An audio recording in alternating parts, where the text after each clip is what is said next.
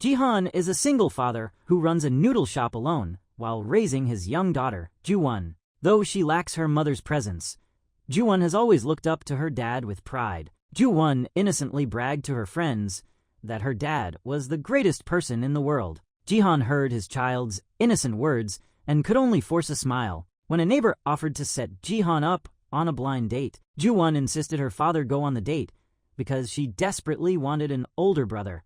But at that moment, she didn't understand what a blind date meant. Just as Ju-won was chatting with her father, a car drove by. The car belonged to the new neighbors who had just moved in above Ju-won's family. The neighbors had a son named Sanha, a bit older than Ju-won. Ju-won saw Sanha as the very image of the brother she'd always dreamed of. Excitedly, she ran over and grabbed Sanha's hand with friendly excitement. Jihan, seeing the new neighbors, also warmly greeted Sanha's family. However, Sanha's mother, Mrs. Kong, seemed rather unhappy. She appeared cold and evasive. Even when Jihan made an unintentional joke to his daughter, Mrs. Kong showed a displeased expression. In truth, she had recently endured the pain of losing her daughter. Therefore, Mrs. Kong became upset whenever someone inadvertently mentioned the number of family members. At dinner, Sanha's father, Dae-ju, reproached Mrs. Kong for her lack of tact. But Mrs. Kong, irritated,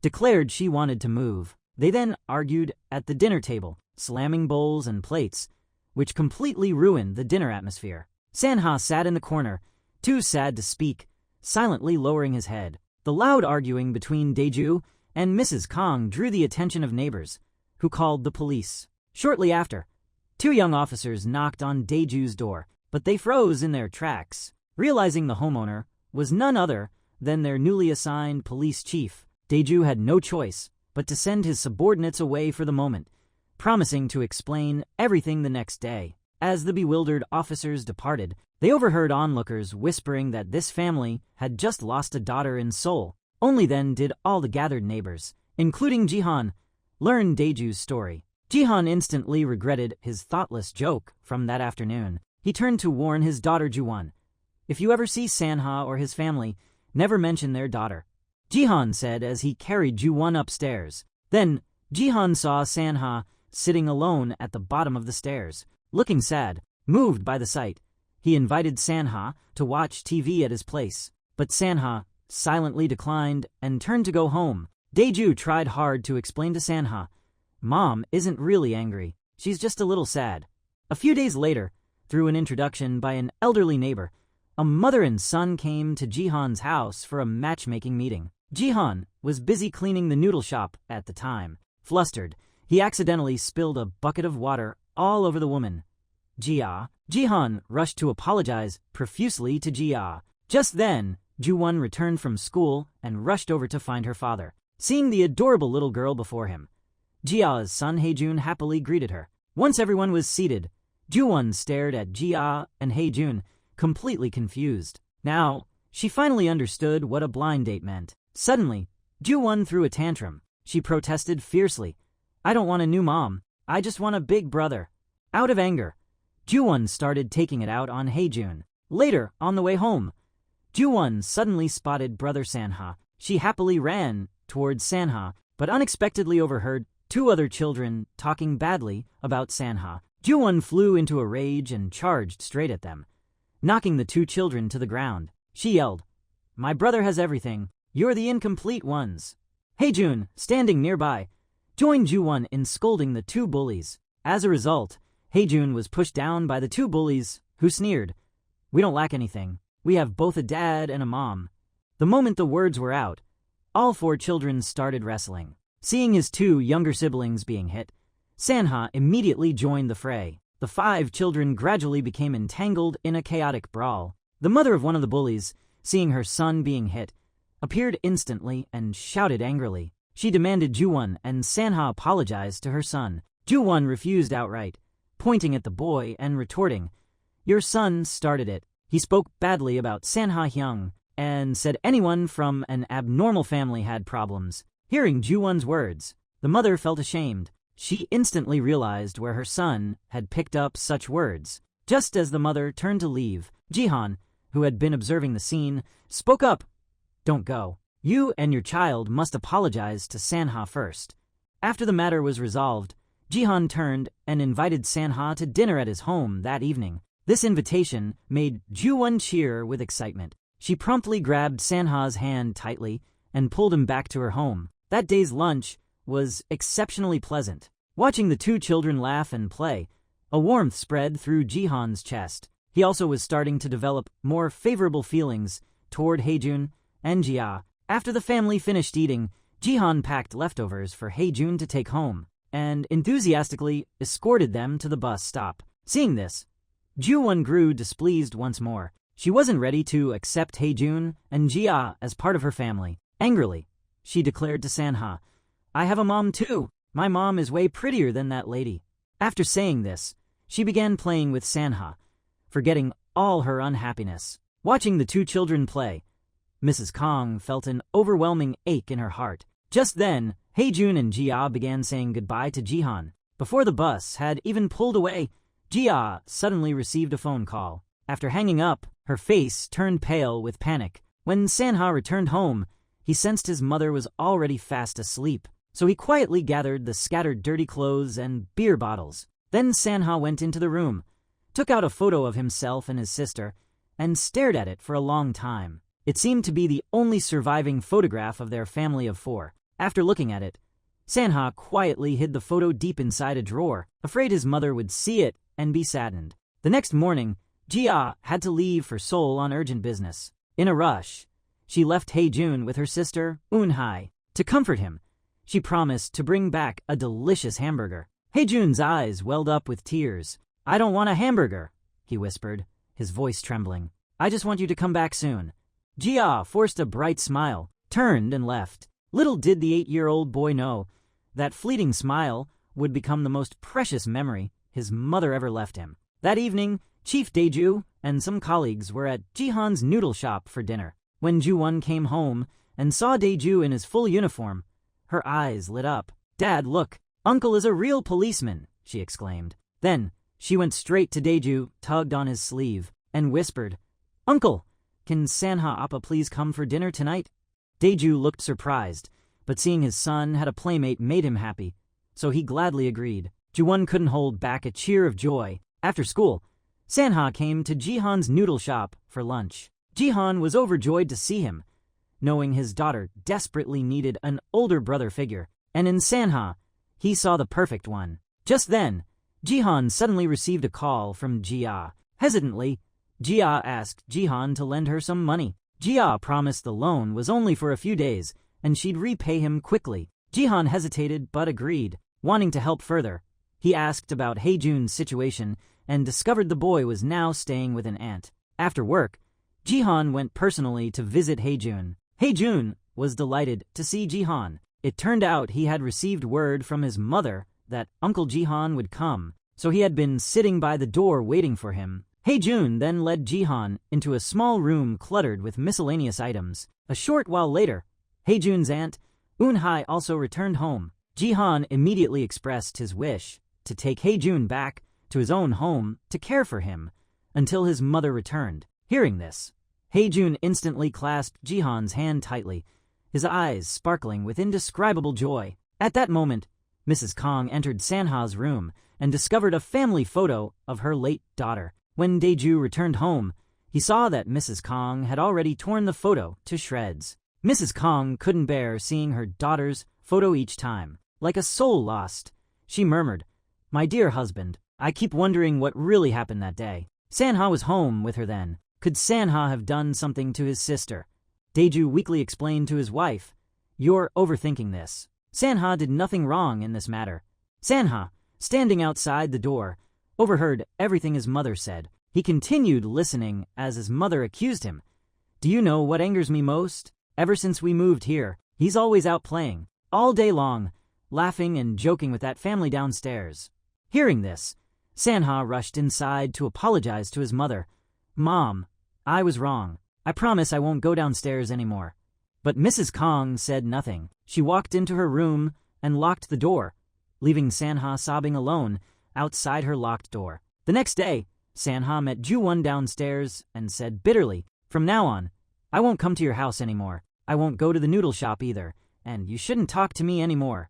Just then, Mrs. Kong pulled her suitcase and left home. Ju-won approached and asked, "Andy, can Sanha come to our house to eat and watch TV?" But Mrs. Kong looked at Ju-won coldly and said, "If you want him as a brother so much, you keep him." While Ju-won cheered at this suggestion, Sanha understood deep down that his mother had abandoned him. After Mrs. Kang's departure, the three children officially lived under one roof and grew up under the loving care of both Jihan and Daeju. Though deprived of a mother's companionship, both fathers poured their entire love into filling the emotional void for Sanha, Haejun, and Ju-won. Time flew by, and over a decade passed, transforming the children into adults. Though they were as close as family, legally the three were unrelated. Ju-won came up with an idea. Let Jihan adopt Haejun as his son, and since Uncle Daeju is a year older than Dad, Chief Daeju, who was a year older than Jihan, could legally adopt him as a son. That way, all five of us would share the same surname on official documents. But her childish notion was quickly dismissed by the whole family. Sanha laughed at the idea. "Wait, if that happened, Uncle Jihan would become my Hyung, my older brother. That would make me the uncle of these two. Can you imagine the mess?" The whole family laughed, finding it unnecessary. After all, they were now closer than any blood-related family. Everyone's cool rejection. Ju-won threw a tantrum. She declared, "Our whole family has to share the same last name. That's the only way I'll have any peace." Her strange demand had a reason. Ju-won's brothers were very popular, and she often got snacks from them. But these were actually gifts from girls who had crushes on Sanha and Haejun. The next day, Ju-won brought the snacks her brothers gave her to class to show off to her desk partner. She proudly declared these were rare treats, gifts from her brothers. Hearing this, a girl stormed over. "Spit it out," she demanded coldly. "I looked everywhere for this." Then she ordered Ju-won to give it back. As she grew older, many more girls asked Ju-won to pass love letters and gifts to her two brothers. They even threatened Ju-won, demanding replies from her brothers. If she refused, they'd accuse her of having a crush on them herself. Fed up with these baseless suspicions, Ju-won became obsessed with making the whole family share one last name. Hearing this, Haejun offered his sister advice. He told Ju-won to stop pretending she was just having a normal tantrum and instead act even crazier. Ju-won nodded repeatedly. Today, two more sisters came to deliver gifts for Sanha and Haejun. They said Ju-won only needed to pass on the gifts. Accustomed to this request, Ju-won immediately produced a pre-prepared sheet of paper and demanded the two sisters sign it. Ju-won stated, "This is a service confirmation form. No after-sales service required. No reply required. No follow-up inquiries about whether my brothers read the letters. Please read it carefully and sign." Seeing this, the two girls began whispering, "This kid, we were so naive to ask her for help." One of them shoved Ju-won and spat on the ground. Ju-won sprang to her feet, glaring at them menacingly. Then she grabbed them and dragged them toward the lake. Running too fast, she slipped and fell into the pond. This scene quickly drew the students' attention, and Sanha saw it from the window, rushing down in a hurry. Haejun was in the middle of a basketball game, on a scoring streak, when a girl named Seo-yoon ran over. She urgently told him about Ju-won. Ju-won was still splashing in the water when the two girls reminded her the pond wasn't deep. Only then did Ju-won stop struggling and stand up. After getting out, Ju-won immediately begged the senior girl, "Please don't hit me anymore, sis." When the girl asked if she was crazy, Ju-won instantly leaned in and retorted, "Do I look crazy?" Haejun also raced over like an arrow. He took off his own competition uniform to wipe Ju-won down, which made all the girls sigh in admiration. But Ju-won complained that the clothes smelled terrible. Sanha arrived next, wrapping his jacket around Ju-won and checking for scrapes. Spotting the skin on her hand rubbed raw, Sanha shot the two girls a glare, and they quickly slipped away. Haejun laughed. Seeing her go this crazy, they won't dare spit on her again. Sanha turned and warned Haejun, "I told you not to start trouble." Then he pulled Ju-won along, dragging Haejun by the ear with his other hand. That night back home, Ju-won still insisted it was better for all five to share the same surname. "Think about it," she said. "If I win the lottery and get into an accident on the way back from collecting the prize, the only one who could inherit the fortune would be my dad." Everyone could only shake their heads helplessly, scolding her for speaking such unlucky words. Just then, Sanha received a call from his grandmother. He hung up immediately. Grandmother called Daeju next. Seeing his father step out to take the call, Sanha sadly set down his chopsticks and asked to return to his own home first. Everyone understood Sanha's feelings at that moment. Mrs. Kong never called to check in, having remarried a doctor, started a new life, and had children. Ju-won grumbled. Sanha's grandmother only called to brag about his mom's big house. Worried about Sanha's sadness, Ju-won and Hae-jun brought rice balls Jihan had made upstairs to him. Ju-won teased him. "You have to finish everything. I'll check the plate tomorrow." As she said this, she jumped playfully onto her brother's bed. Suddenly, she noticed a strange smell on the pillow. She asked Sanha if he'd bought better shampoo behind her and Hae-jun's backs. They began searching through all the shampoo bottles, demanding an explanation. Sanha calmly replied, "Why weren't you two this picky when studying? I got a buy one get one free deal with 2 cents. Didn't you two snatch one bottle already?" Only then did Ju-won and Hae-jun realize. Sanha said earnestly, "I have only 100 days left before the college entrance exam. You two go back to your room and play." As he pushed Hae-jun and Ju-won out of the room, Sanha smiled and said, "Go back now. My brother's fine. He's much happier now." Ju-won and Hae-jun outside the door grinned too, then returned to their room. Deeply cherishing his current family, Sanha pondered for a long time. The next day, he decided to see his homeroom teacher. He told her, "Teacher, I plan to apply to a local university. It's only an hour's drive from home." The teacher looked exasperated. "Think this through," she said. "The problem isn't distance. With your grades, you could easily get into Seoul National University's medical school." Sanha smiled and shook his head. "I won't go to Seoul. It's too far." The teacher frowned and handed Sanha a new application form. She said she would talk to Sanha's father and urged him to reconsider carefully. Just as he stepped out of the office, Sanha bumped into a girl named Huiju. She invited him to the music room, saying she needed to talk to him about something. Sanha looked puzzled but agreed. Meanwhile, Ju-won was listening to her close friend Seo-yoon recount rumors about her. They said Ju-won used her 2 older brothers as backup to bully classmates and steal their snacks. Just as they spoke, Ju-won spotted Sanha's brother from afar and tried to pull her friend over to greet him. But just as they reached the music room door, Seo-yoon suddenly grabbed Ju-won's arm and said, "During break time, a boy and a girl going into the music room together? That's a date." Ju-won was furious upon hearing this. Inside the music room, Huiju was boldly confessing her feelings to Sanha. Sanha listened, shook his head, and said, "I don't like you." With that, Sanha smiled and calmly walked out. But he didn't forget to encourage Huiju. "You have to get into Seoul National University. Good luck." Ju-won was upset to learn her brother Sanha might have a girlfriend and hadn't told her. After school, he didn't show his usual concern for Sanha. Sanha noticed something was off and asked, "What's wrong? Why aren't you talking?" Hearing this, Ju-won immediately exploded. "I saw you and Huiju go into the music room at lunch. Why didn't you tell me you were on a date?" Sanha answered, his tone serious. "Are we family? Is this really that important to you? We're not blood related. Why do you insist on changing our last name?"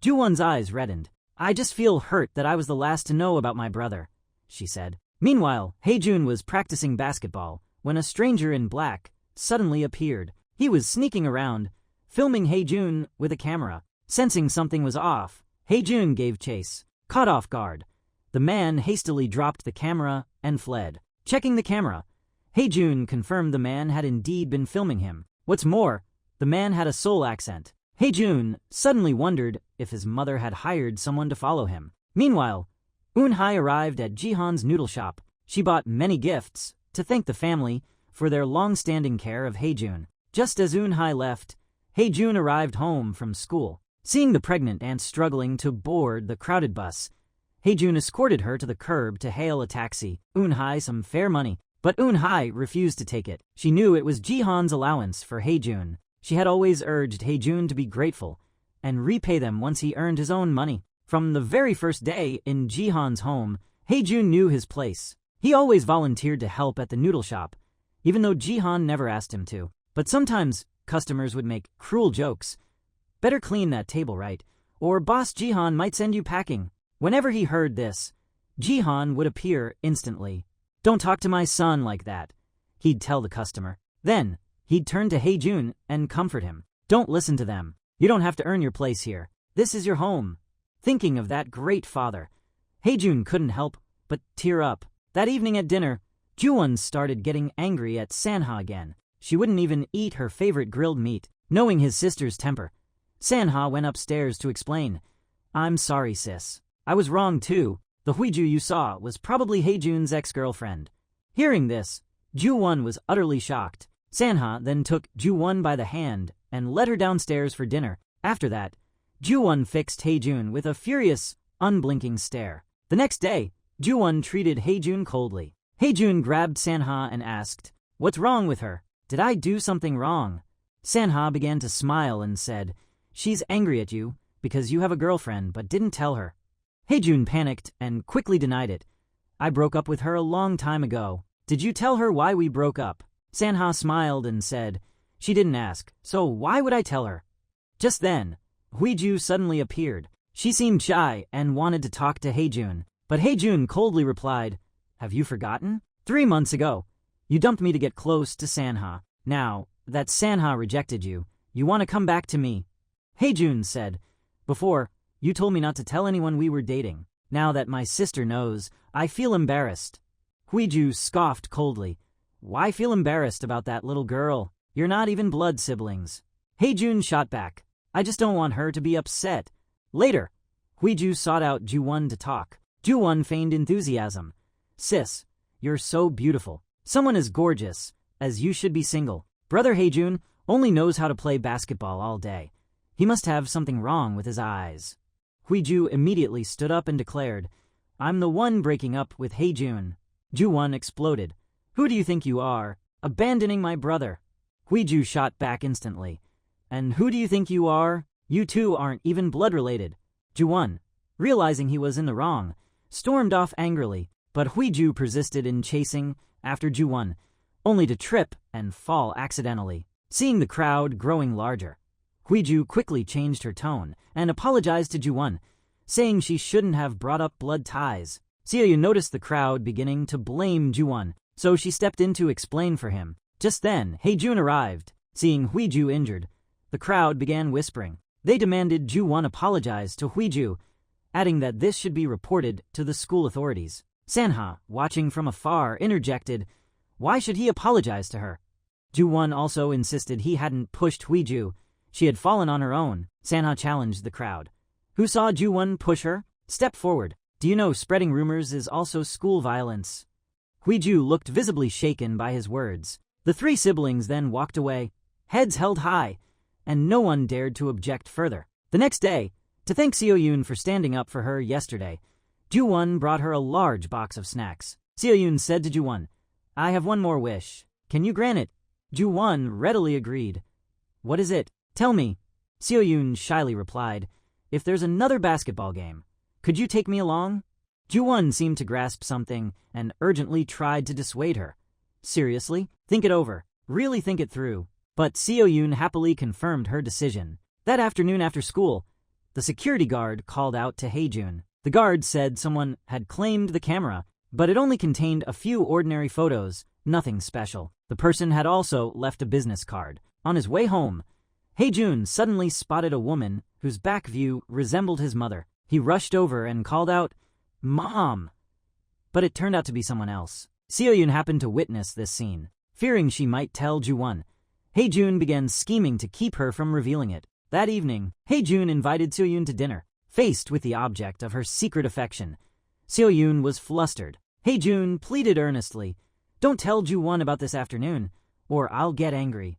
Seo-yoon hurriedly nodded in agreement. The next day, a man driving a luxury sedan arrived at the school. Holding Haejun's photo, he walked straight toward the gymnasium. Spotting Haejun, he asked, "Are you Haejun?" After receiving confirmation, he gripped Haejun's hand tightly and exclaimed joyfully, "Son, I'm your biological father." Haejun was stunned into silence. They then agreed to talk outside. Haejun's father was named Taejin, gazed happily at his handsome son, remarking how much they resembled each other. Haejun innocently countered, "Where do I look like you?" Taejin asked many questions excitedly. Didn't your mother ever mention me? Did she tell you your father was dead? Haejun shot back sharply. Then how did you find me? Hearing this, Taejin quickly changed the subject, pretending to take a call, though no call had actually come in. He then hurriedly claimed urgent business required his immediate departure. After a brief hug, he left in a rush. Despite all the sensational events unfolding at school, Ju-won still couldn't escape his fate of delivering letters for his brother. The girls sending the letters all shared a positive mindset. They didn't expect Sanha to write back. Ju-won was busy when Seo-yoon, the class monitor, entered the classroom to distribute mock exam results. Ju-won took his paper and frowned upon seeing his score. She quietly folded the paper and tucked it into her backpack. A moment later, Ju-won absent-mindedly knocked over the pile of love letters meant for the boys. Seo-yoon, quick-witted, helped Ju-won gather them up. Suddenly, she noticed a letter addressed to Ju-won. Only then did Ju-won realize what had happened, feeling an inexplicable surge of happiness. This might be the first love letter Ju-won. The boy who wrote it expressed his affection, saying he'd liked her ever since seeing her on the school playground. After reading it, Ju-won was thrilled to discover someone liked her. Spotting Sanha in the distance, she wanted to rush over and share the news with her brother right away. On the way home, Ju-won beamed like a flower, saying she had something to brag about to her brother. Sanha replied, "What's so great about that? Did you get your mock exam results today?" Hearing this, Ju-won immediately turned her head away. Sanha opened his sister's report card and saw she ranked 23rd out of 25 students. Sanha asked, unimpressed, "What's so great about that?" Ju-won said, "In this cruel society, at least there are 2 people ranked behind me." After saying this, Ju-won handed her brother the stack of love letters written by girls. Sanha took them angrily and said, "If you spent that time studying, your grades would definitely improve." Ju-won immediately retorted, "I'm not a stone. I can't just ignore people's feelings."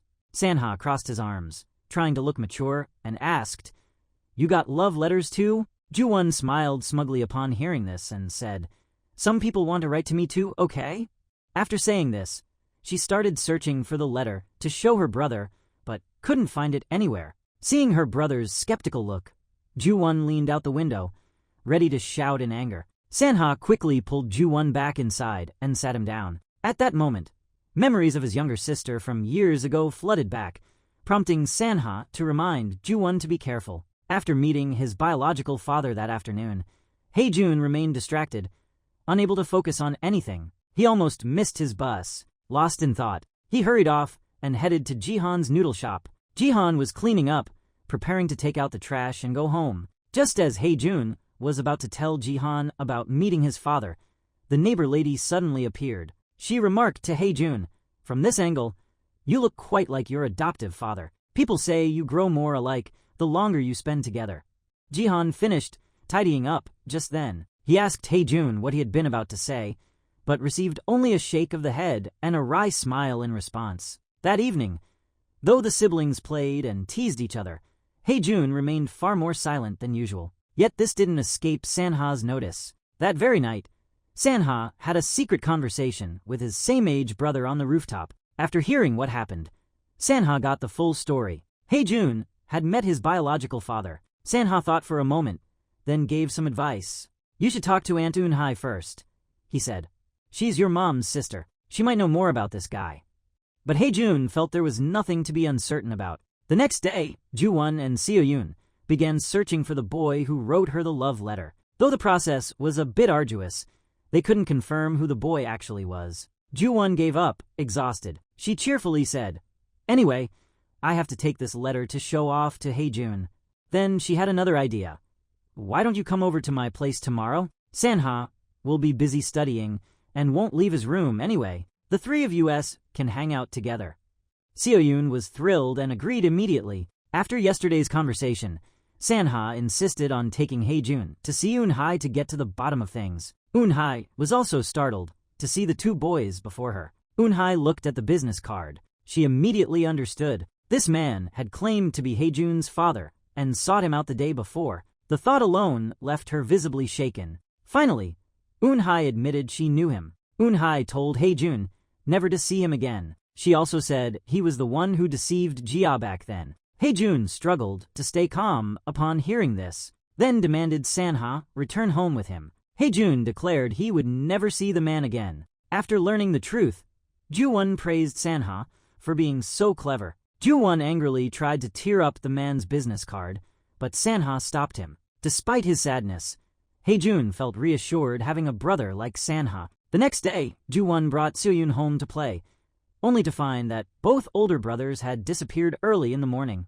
Seo-yoon advised Ju-won, "You shouldn't get too involved with them either. Sometimes it's their privacy. Even within a family, asking too many questions can make people feel suffocated." Ju-won then took Seo-yoon to Haejun's room and said slyly, "Let's give him some private space." But as soon as he closed the door, he spotted his brother's clothes scattered everywhere. Ju-won hurriedly opened the door and rushed in, saying, "He's usually very neat. He must have left in such a hurry today." Meanwhile, Haejun and Sanha were at the hotel where Taejin was staying. The moment he saw Taejin, Haejun blurted out, "Spill it. Do you need an organ?" This made Taejin laugh. He claimed he was perfectly healthy, taking supplements year-round and strictly avoiding processed foods. Haejun pressed directly, "Then why did you come find me?" Taejin had no choice but to tell the truth. "Dad has money, houses, everything except a child. If you agree, I'll take you to the States. You know, that's where the best basketball in the world is played." Haejun refused, saying he was happy playing here and saw no reason to go to America. Upon learning Taejin's motives, the two young men stood up angrily. They paid for their drinks before storming out. Taejin then personally sought out Jihan's noodle shop. There, he revealed himself as Haejun's biological father. After sitting and talking for a while, Taejin suddenly pulled out a thick envelope, stating he could offer more than that amount. Taejin stated his intention to change Haejun's surname and immediately take him to immigrate to the United States. Jihan was utterly shocked and asked, "Why would you want to change his surname and take him away immediately after just meeting your son?" Jihan then pushed the money back toward Taejin. Jihan declared, "I am currently the child's legal guardian. I will not consent to him going anywhere." Just as the tension mounted, Ju-won arrived at the noodle shop with Seo-yoon. Jihan asked them to step outside for a moment and return later. As soon as they stepped out, they happened to run into their two older brothers who had just returned. The girls immediately revealed that their father was meeting with a strange uncle. Seo-yoon added, "That uncle has the same eyes as Haejun, big and with a similar shape." Hearing this, Haejun already guessed who it was. He rushed to the noodle shop in panic, but Taejin had already left. Haejun then had a heart-to-heart talk with Jihan. Jihan said, "Your biological father came looking for you, hoping to take you away. If you want to go with him, I can understand." Haejun choked out, "I was afraid that if I told you, you'd make me leave, so I couldn't bring myself to say anything." Jihan heard this and stepped forward to embrace Haejun. They both began to cry. Meanwhile, Sanha also told Ju-won about Haejun's situation. Ju-won was deeply shocked by the news. When Sanha mentioned that Taejin might take Haejun away, Ju-won responded that it wasn't a big deal. She said, "Seeing your biological father occasionally is fine, just like how Haejun occasionally visits his aunt." Hearing this made Haejun even more sorrowful. Haejun approached the siblings, tears streaming down his face. The three siblings talked well into the night. Suddenly, Ju-won remembered something and rushed off. It turned out she was going to retrieve the love letter written by that boy. Ju-won said, "I don't know who wrote it, but I'm about to have a date too." Sanha's smile gradually faded, while Haejun grew curious about the letter's contents. While the siblings were still arguing, Sanha had already snatched the letter. His smile now looked forced. The next day at school, Seo-yoon excitedly told Ju-won, "I found the boy who wrote the letter." The two chattered and laughed, completely oblivious to their two angry brothers trailing behind. It turned out a couple in Ju-won's class, who were dating, had spotted the boy. At first, they didn't recognize him, wondering what he was doing lurking outside their classrooms so early. But later, they realized he was the one who had written the love letter to Ju-won. The boy's name was Junho, a freshman. Upon learning this, Ju-won and Seo-yoon shyly headed to Junho's classroom. When Ju-won saw his handsome smile, her heart leapt. She was about to rush in and confront him directly, but as soon as she entered, she bumped into him. Ju-won even reached out to steady Junho, preventing him from falling. Seoyun watched and felt happy for Ju-won. After a moment of flustered confusion, Junho shyly addressed the person he'd longed for. "If you're free, would you like to grab dinner together today?" Ju-won happily agreed. Hae-jun and Sanha both learned about this. But Sanha remarked there was nothing to be happy about. Ju-won and Junho later met for a date at a restaurant. However, Ju-won started noticing little things about Junho. He rinsed his spicy rice cakes in water. He picked out every single carrot from his kimbap, and he didn't even touch the creamy cake that Ju-won loved. As they were leaving, Junho made a casual remark. "You're so cheerful," he said. "It really changes my view of people from, broken families." Hearing this, Ju-won's smile faded. She said, "Why? My family is fine. I don't have a mom, but I have 2 brothers who adore me." With that, Ju-won angrily boarded the bus and left. Meanwhile, at home, Hae-jun was excitedly saying, "I saw that boy. He's really handsome and tall." But his excessive bragging annoyed Sanha. Just as he finished speaking, Ju-won returned. Her early arrival delighted Sanha. Hae-jun asked Ju-won, "Was he not what you expected?" Ju-won replied, "Yes. I'll pretend nothing happened." Though everyone thought Ju-won was being rude, Sanha immediately sensed something was off, knowing he was at fault.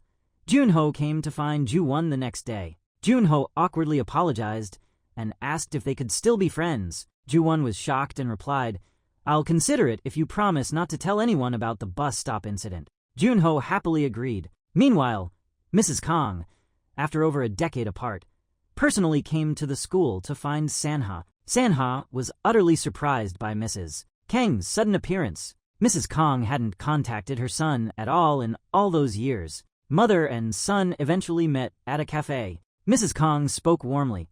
"You haven't changed a bit. I recognized you right away. Actually, I came to find you because I'll be staying here for a while." This enraged Sanha, who pointed out she hadn't contacted him all these years. Mrs. Kang's expression hardened. "I came to forgive you." Sanha couldn't bear to listen to these hurtful words anymore. He only wished his mother could live happily. After Sanha left, Mrs. Kang sought out Daeju, but they soon began arguing again. As Mrs. Kang insisted on taking Sanha to Seoul, Daeju grew furious and slammed the table. Mrs. Kang raised her voice, declaring, "Sanha has become rebellious now. He doesn't respect his mother. Even if he hates me, I'm still his mother." At this point, Daeju had nothing left to say to his ex-wife. He could only get up and storm out in anger. That evening, Hae-jun heard that Sanha had met his mother but ended up in a huge argument with her. Furious, he stormed into Sanha's room and confronted him. Sanha replied calmly, "You don't need to be jealous that my mother came to see me. Some family members in this world are harmful, so you don't need to envy me." The next day at school, Sanha suspected Junho might have said something hurtful to Ju-won, so he approached Junho and asked, "What do you like about Ju-won?" Junho smiled and answered, "She's bright and innocent." Hearing this, Sanha suddenly retorted, "Did you tell her? A child raised without a mother can still be so bright and innocent." Seeing Junho stammering, Sanha instantly understood. Later, Ju-won's 2 older brothers cornered Junho in an old warehouse to confront him. Upon hearing the commotion, Ju-won rushed over to find Hae-jun gripping Junho by the collar. Ju-won immediately defended Junho. He didn't say, "I had no mother." He just mentioned my difficult upbringing. But the truth was, mere minutes earlier, Junho had stumbled and nearly fallen. Hae-jun had grabbed his collar to prevent the fall. Now the truth was out. Just as the siblings decided to leave, Hae-jun warned Junho one last time, declaring that from now on, Junho and Ju-won couldn't even be friends. After school, Sanha and Ju-won stopped by Jihan's noodle shop. But today, 2 unexpected guests appeared. None other than Mrs. Kang and her daughter Sohee. Spotting Sanha, Mrs. Kang urged her daughter to call him brother.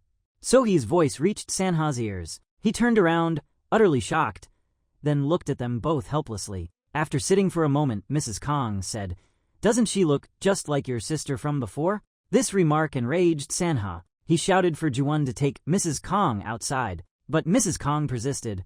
Your mother, and your sister. We must live together, because we are family."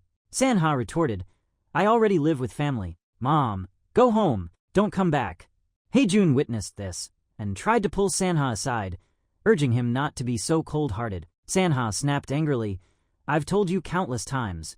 Why don't you understand? Mom and I aren't as close as you imagine." Hearing this, Haejun felt deeply resentful. Sanha immediately punched Haejun. Before bystanders could comprehend what happened, Sanha yelled, "To outsiders, we're both children abandoned by mom. Do you finally get it?" After their argument at the noodle shop, the dinner at Jihan's house descended into a cold war. The two fought like children over food, trading barbs. The meal ended in heavy, uncomfortable silence. The next day, Junho went to Ju-won's classroom with medicine, having heard she was sick. "Give me one more chance," he pleaded. "I know things are better for you now at home. Please, come to this new bike park with me this weekend." He handed Ju-won a flyer for a newly opened bike park. Seeing the location, Ju-won initially showed little interest, but then a thought sparked in her mind.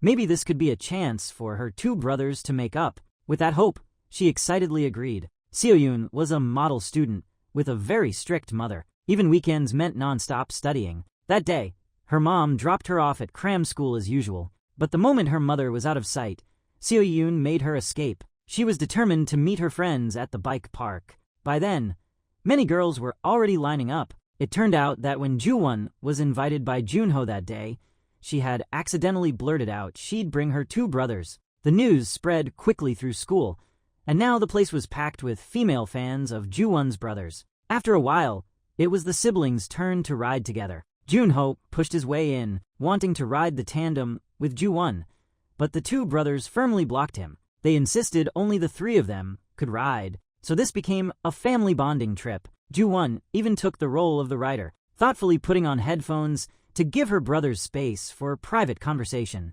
After riding for a while, Ju-won was drenched in sweat, but the two brothers finally spoke their first words. Yet before long, at the end of the slope, they started blaming each other and arguing again. This left Ju-won so angry she couldn't speak. Ju-won bumped into Seo-yoon on the road. Seo-yoon had already reached the park, but was stopped by a group of guys trying to flirt with her. Ju-won immediately rushed over to confront them, but suddenly felt dizzy and stumbled. Seeing this, some of the youths called an ambulance, others fetched medicine, and some brought water. Unexpectedly, Haejun witnessed the scene. He instantly thought his sister was being bullied. He immediately charged after the group of youths. Sanha also lost his cool, knocking each of them to the ground. In the end, everyone was taken to the police station. Daeju received a call at home and rushed to the station. He declared, "Young people, you can all go home. Leave these two to the police. I'll punish them severely." After handling everything, Daeju took everyone home. The first stop was dropping Seo-yoon off at her cram school. There, Seo-yoon's mother spotted her getting out of someone else's car. Furious after over 40 missed calls, her mother began interrogating her. "Why were you late and didn't answer your phone?" Seo-yoon made up an excuse, claiming she'd been studying with Ju-won and had her brother help with homework. The next day, rumors spread at school that Seo-yoon and Haejun were dating. This was because someone had seen Haejun rescue Seo-yoon from danger. Ju-won seized this chance to help Seo-yoon tell Haejun how she felt. Excitedly, she dragged Seo-yoon to find Haejun. However, Haejun's ex-girlfriend Huiju threatened to bully Seo-yoon if Haejun actually dated her. Haejun grew deeply annoyed with Huiju, yet he also declared he wouldn't like Seo-yoon. Seo-yoon overheard this and turned away, heartbroken. Ju-won, furious, stomped hard on her brother's foot. Soon, Haejun's 17th birthday arrived. Sanha and Ju-won went to the mall to pick out a gift for him. They chose a pair of sneakers. Sanha spotted a pair of shoes that would look perfect on Ju-won. Sanha crouched down to help Ju-won try them on. In that sweet moment, Sanha made a promise. "When I have money," he said, "I'll buy you all the beautiful shoes you want." On their way back from the mall, Sanha's half-sister So-hee was eating inside. She spotted Sanha by chance and got up to chase after him, running too fast, so he tripped and fell. Seeing his sister fall, Sanha rushed over to help her up. Mrs. Kong, watching from above, was furious at her daughter's fall. Ju-won, seeing this, quickly pulled his brother away. Whenever Sanha thought of all Ju-won had done for him, his heart swelled. This was the little girl who had held his hand since childhood, who had always cheered him on. Now, seeing her grown into a beautiful young woman, the feeling struck him. The next day was Haejun's birthday, so the whole family was busy early in the morning. Ju-won suddenly burst into Sanha's room without a word. Ju-won burst in on Sanha. He firmly shooed Ju-won out, demanding he knock before entering his brother's room in the future. Ju-won couldn't understand why this brother was becoming more and more troublesome. Eun-hye arrived shortly after. After observing everything around her, Eun-hye had a brief conversation with Haejun. Eun-hye advised Haejun, "You should really go with Taejin. College tuition isn't cheap, and you've been a burden on this family for over a decade." Haejun could only agree. Jihan, standing outside the door, overheard the entire conversation. The birthday party proceeded in a warm atmosphere, but Jihan remained unusually quiet. Eun-hye thanked Jihan's family for taking care of Haejun all these years. She added that Haejun would surely repay them when he grew up. Jihan replied sadly, "There's no need for thanks. Parents love their children selflessly, expecting nothing in return." Jihan drank heavily afterward, drunk and emotional. He blurted out to Eun-hye, "You should have brought Haejun here sooner. Then he wouldn't have known I was only his foster father." Seeing their father intoxicated, Sanha and Ju-won tried to help him to his room, but Jihan insisted on finishing what he had to say. He continued to Eun-hye, "Haejun was always so well-behaved since he was little. He'd come home from school and help with the housework." These words moved everyone deeply. Daeju immediately explained to Eun-hye that Jihan was drunk and she shouldn't take it to heart. Then he had Haejun and Ju-won help Jihan into his room. After leaving, Haejun walked Eun-hye to the station. Eun-hye felt deeply sorry about what had just happened. She suddenly stopped and said she might have been wrong all along. She told Haejun to forget about his mother, to treat her as if she never existed. From now on, all he needed to do was be good to his adoptive father. Haejun only smiled reassuringly upon hearing this, though his heart ached terribly. The next day, a woman came to Jihan's noodle shop. This woman was none other than Haejun's mother, Jia. Jihan was utterly shocked upon seeing her. He was about to call Haejun but was stopped by Jia. She asked Jihan to sit down and talk, then pulled out an envelope stuffed with cash. She stated this was compensation for raising Haejun. Haejun might need a lot of money for college later. After saying this, she left immediately. Jihan chased after Jia and said, "Since you're here, please meet Haejun before you go." But Jia flatly refused. Meanwhile, the three siblings were having a gathering on the rooftop. Just then, Sanha received a call from his mother. Mrs. Kang demanded Sanha hand the phone to Sohee. Sanha said he wasn't with Sohee. It turned out Sohee had secretly taken a bus to find her brother. Learning Sohee was missing, Sanha, Ju-won, and Haejun rushed out to search. At that moment, Sohee was in a restaurant. She had intended to find her brother, but didn't know the way. A kind woman noticed her and called the police. Coincidentally, the responding officer was Daeju. Just then, he received a call from his son, revealing the little girl before him was his ex-wife's daughter. Daeju brought Sohee back to the noodle shop. The moment she saw Sanha, Sohee ran over and hugged him. Soon after, Mrs. Kang arrived. Angrily, she tried to pull Sohee away, but Sohee refused to leave Sanha's side. Mrs. Kang erupted in fury. "How can there be adults here who don't even greet each other? Who taught you to behave like this?" She continued her tirade. "Sohee has never run away from home before. Today, it's all because of Sanha." Mrs. Kang pressed on.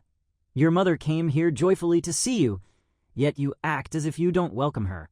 Daeju pulled Mrs. Kang outside. "You don't deserve forgiveness," he said. The moment the words left his mouth, Mrs. Kang slapped him. Her accusations echoed. "I wasted my youth raising 2 children. Where were you when I sank into depression? All you cared about was your career." Exhausted, Daeju just wanted to end the conversation. In the days that followed, Sanha remained listless and devoid of energy. He even deliberately avoided everyone and refused to eat. Ju-won understood her brother's feelings, and she was deeply worried about Sanha. Every day, she delivered meals punctually to Sanha's classroom.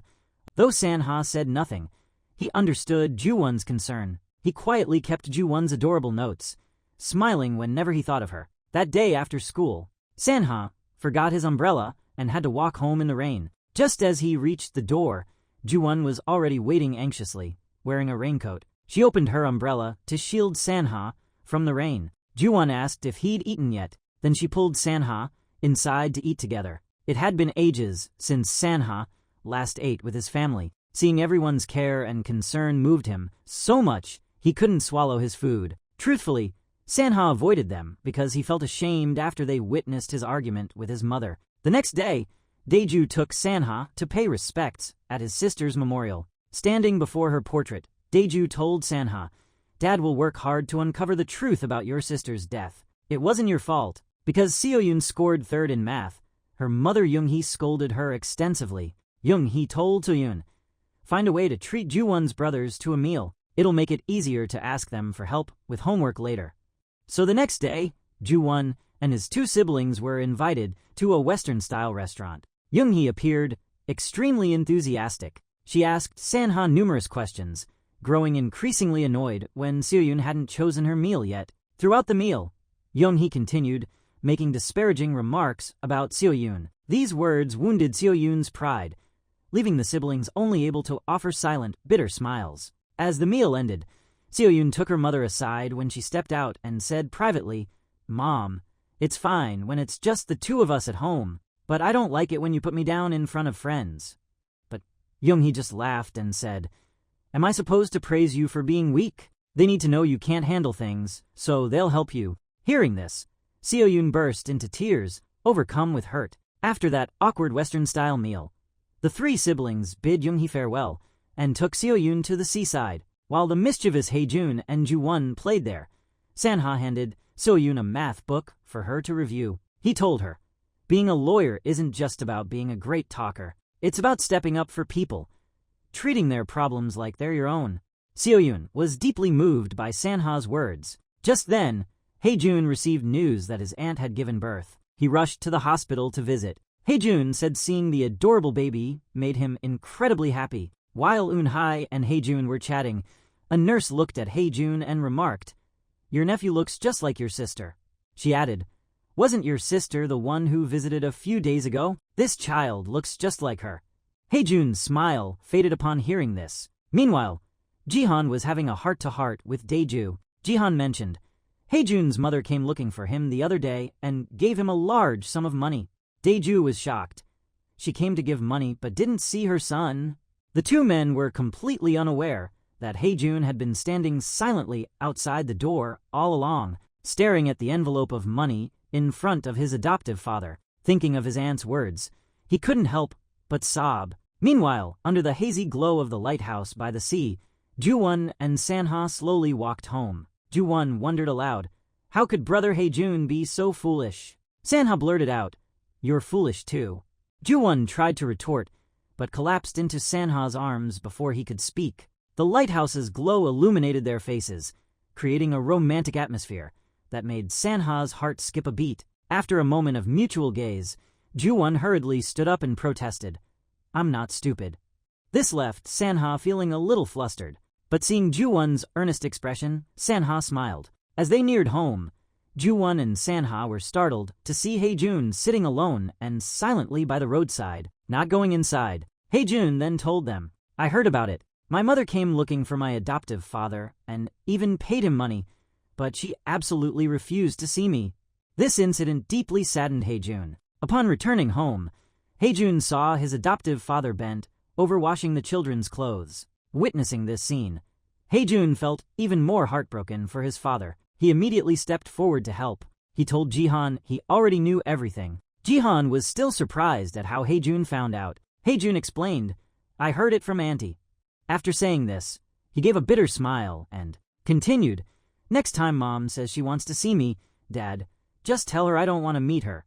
Despite these cold words, Haejun cried bitterly under the covers that night. The next morning, while eating noodles, Daeju happily shared, "My ex-wife is about to return to Seoul. She won't be back here for a long time." After chatting about his ex-wife, the two fathers suddenly grew curious about Haejun's biological father. Lately, for some reason, he'd been unusually quiet. At that moment, on the school basketball court, Taejin was trying to persuade him. Haejun, tired of hearing it, snapped, "I'm not going. You're only here because you're afraid someone will take the inheritance." Just then, a friend ran over. "Hurry up," he urged Haejun. "Scouts from Seoul National University are here to watch the game." During practice, the two coaches from Seoul paid close attention to player number 10, Haejun. Taejin watched silently from the sidelines. Seeing his son receive such high praise, his surprise turned to excitement. He gazed at the banner for Haejun's team and murmured, "Dad will come back in 2 weeks."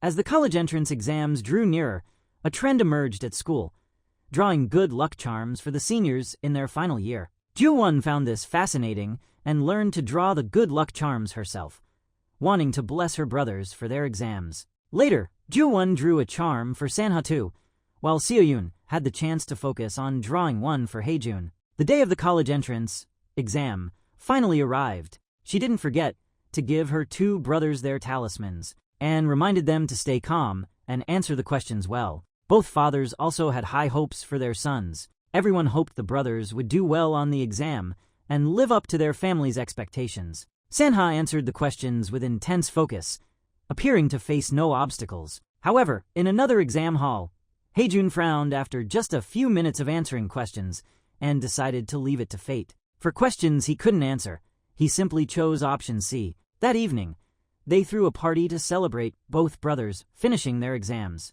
Seo-yoon joined the party that day. Haejun and Sanha both announced their decision. They would be attending a university right here in their hometown. The party atmosphere was harmonious until Ju-won accidentally burned himself. Sanha panicked and shouted upon seeing it. This surprised everyone. No one expected him to react so intensely. Realizing he'd overreacted, Sanha quietly slipped away from the crowd to bandage. Ju-won had noticed how sensitive Sanha had been acting. "Brother," she asked gently, "why have you been so on edge lately? Is it because of the exams?" Sanha only gave a bitter smile in response. Meanwhile, on the rooftop, Haejun gradually opened up, beginning to share his situation with Seo-yoon. Hearing the person she liked pour out his painful feelings, Seo-yoon couldn't hold back her emotions and started crying. Seeing this, Haejun also felt like crying. It seemed an invisible bond connected the two to break the cold atmosphere. Haejun suddenly asked Seo-yoon, "You like Sanha, right?" He said this with a silly grin, even though Seo-yoon denied it. But Haejun insisted she was just shy. Even as the party ended, Haejun insisted Sanha walk Seo-yoon home. This infuriated Ju-won, who couldn't understand why Haejun was so clueless. The next day, the college entrance exam results were posted in the admissions counseling office. The teacher happily informed Sanha that he had only missed one question. The teacher suggested he share the news with his father, as Sanha's abilities were more than sufficient to get into Seoul National University's medical school. But Sanha firmly chose a school closer to home once again, unwilling to leave his family here. Haejun was the same. Despite opportunities to go to Seoul or places with better basketball prospects, he still decided to attend a university near home, because family was always the most important thing to Haejun. Today was the day of the basketball game between Sanha's school and Seoul National University. As expected, Taejin also showed up today. Sanha spotted Taejin from afar and thought he must be mistaken. Ju-won and Seo-yoon were naturally present too. They sat in the front row cheering for Haejun. Ju-won reluctantly sat next to Junho, who was pursuing her. After several previous encounters, she had no fondness left for Junho. Sanha arrived shortly after and immediately squeezed between his sister and Junho. A few minutes later, the game officially began. The opposing team captain showed contempt for Haejun, deliberately taunting him. "Maybe if you studied more, you could afford better shoes. Don't cry when you lose." Hearing this, Haejun turned to his teammates and instructed, "Guys, tie your shoelaces tight. If anyone loses a shoe, I'll beat them up after the game." Yet in the opening minutes, Haejun's team struggled against their opponents, with Seoul University steadily widening the score gap. But by halftime, fueled by his skill and determination, Haejun and his teammates quickly scored to tie the game. Haejun even sank a three-pointer that sent the entire stadium into a frenzy. In the final seconds, Haejun made a miraculous shot that swished through the net. The final score froze at 61-60. Haejun's team claimed the championship. The entire arena erupted in celebration. Amid the chaos, Sanha spotted Taejin again in the opposite stands. He hurried after him, suspecting the man had ulterior motives. Taejin merely said to Sanha, "A father watching his son play. What's wrong with that?"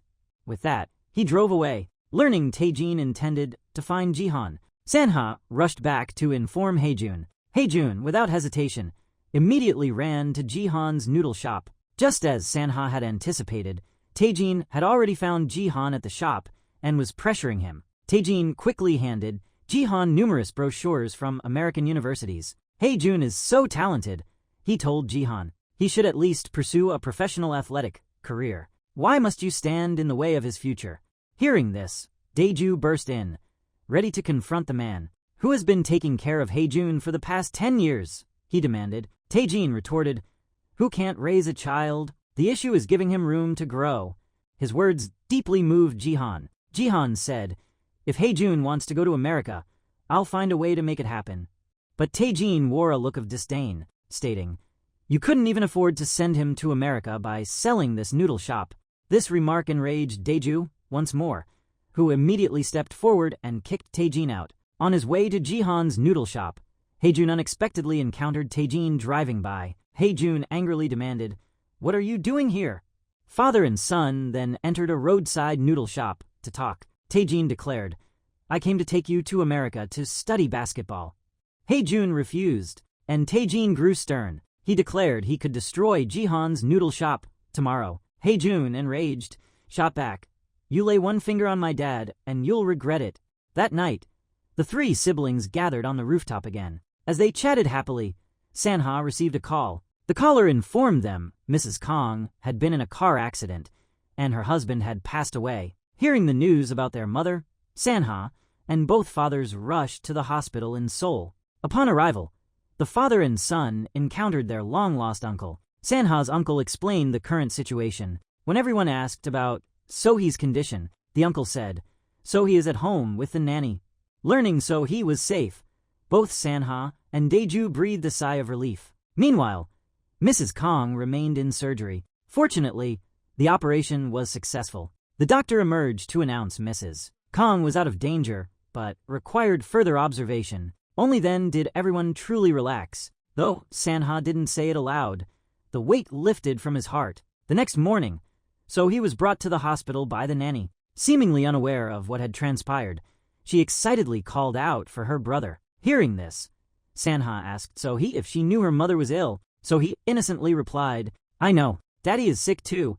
Clearly, she was still unaware of the gravity of the situation at home. Noticing the unusual silence around her, Sohee suddenly grew uneasy. Her uncle approached to comfort her, suggesting she stay with the nanny for a while. Hearing this, Sohee burst into tears and refused. She insisted she only wanted to be with her mom and dad. Feeling helpless, Sanha suggested Sohee stay with him. After saying this, Sanha urged his father to go home and rest. Daeju, worried and uneasy, asked his son, how can you possibly take care of her alone?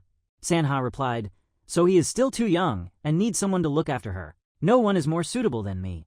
Sanha's departure left Ju-won restless, with a hollow feeling in her chest. The siblings could only talk things out over the phone. Ju-won said, brother, you've only been in Seoul for a day. How come I have so much I want to tell you? Sanha agreed, it feels like ages too. Ju-won spent the entire day looking gloomy. Suddenly, her eyes lit up. Ju-won told her father, I want the whole family to go to Seoul to see brother Sanha.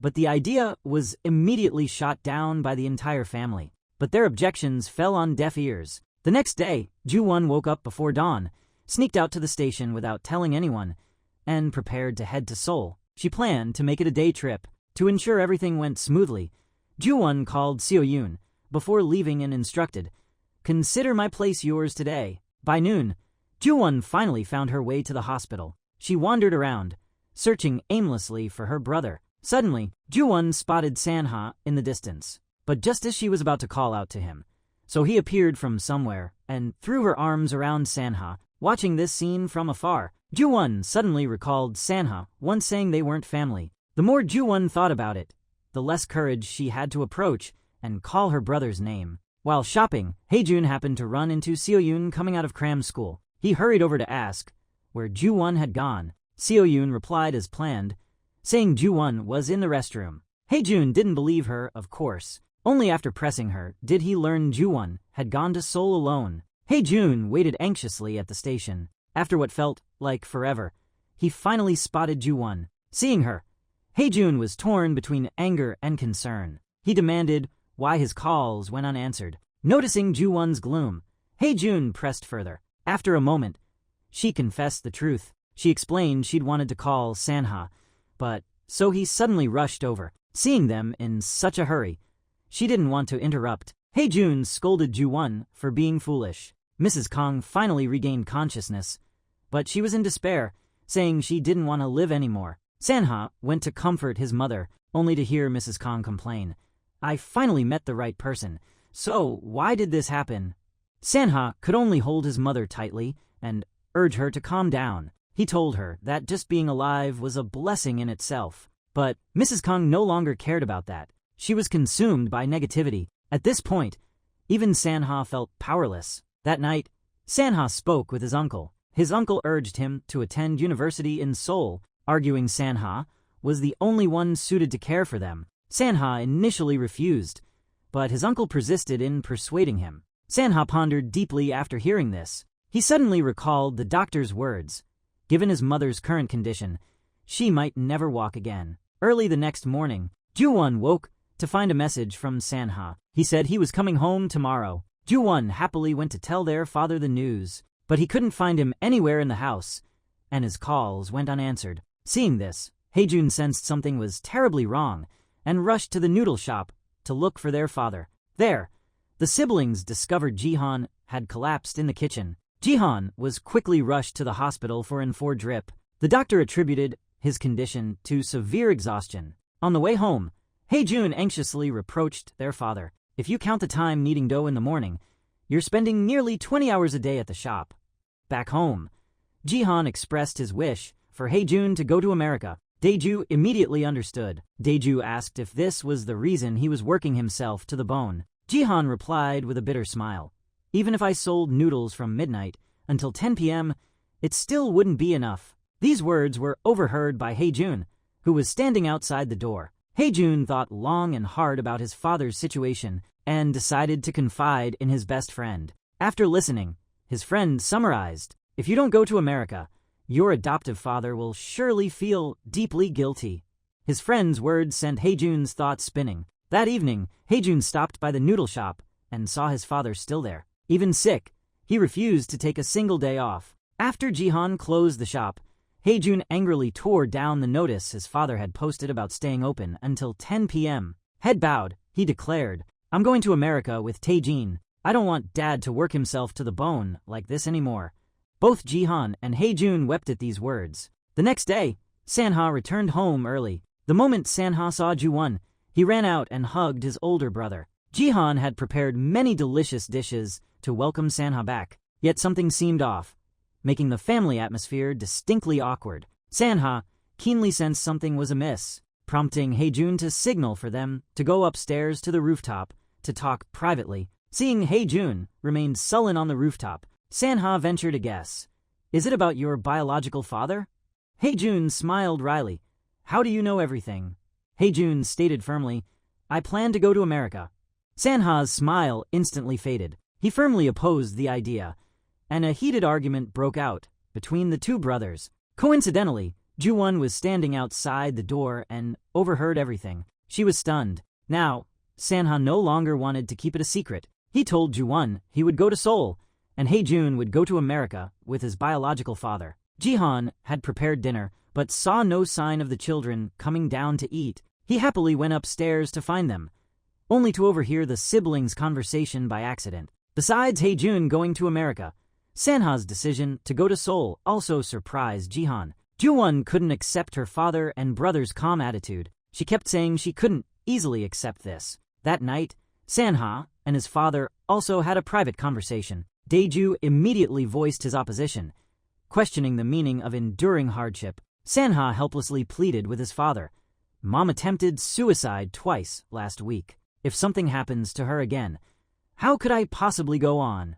Hearing this, Daeju could only bow his head and sigh, feeling powerless. The next day, the entire high school buzzed with talk about Sanha and Hae-jun. One was applying to Seoul National University. The other was heading to study abroad in America. Hearing the news, a classmate tried to comfort Ju-won, saying, "Don't be sad. The farther apart you are, the more you'll miss each other." Ju-won couldn't muster a smile. "Of course you would say that. Ju-won replied. You're biological sisters, but in my family, it feels like only I see them as real brothers.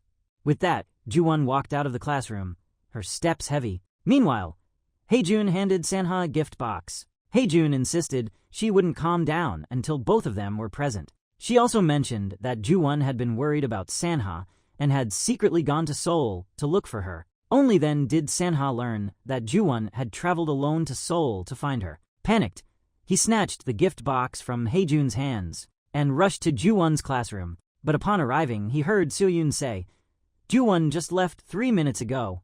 Without hesitation, Sanha handed the gift box to Seo-yoon. You take it and eat it. Haejun brought it.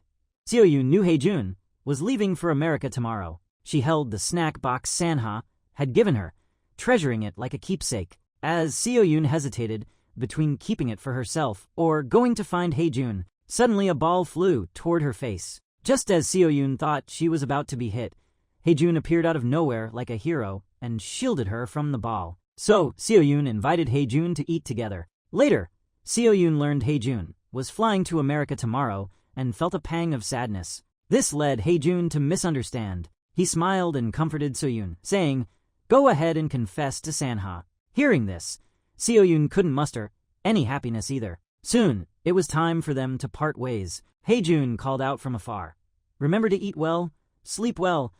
Seo-yoon forced a bright smile and waved enthusiastically at Haejun for a long time. Watching her first love's figure gradually disappear into the bus, Seo-yoon couldn't help but cry. She wept openly, as if bidding farewell to her beautiful first love at 16. Sanha found Ju-won sitting alone in the dessert shop. He walked in, forcing a bright smile as he asked Ju-won with concern. After a moment, Ju-won said, I have no memory of mom. I also don't understand why others think it's pitiful that I don't have a mother, because I've always had dad by my side. But then everyone started showing up. The dinner table went from 2 people to 5, and our home was always filled with laughter. Hearing his sister's words, Sanha said sadly, When I come back, we'll live together again. Ju-won burst into tears upon hearing this. She had to accept the reality that she could no longer see her 2 brothers every day. Late at night, before his departure, Haejun had a conversation with Jihan. Haejun sincerely said, I learned everything from dad, from riding bikes and shaving to playing basketball. Haejun's words made Jihan recall how he had taken the boy to the basketball court when he was young. Though lacking professional coaching skills, he had always enthusiastically guided and encouraged his son. Now, Haejun also remembered fragments of his childhood, his eyes welling up with tears. Jihan silently held his son's hand and said, Dad doesn't need you to strive for success and come back to repay me. I just want you to experience what you want to do.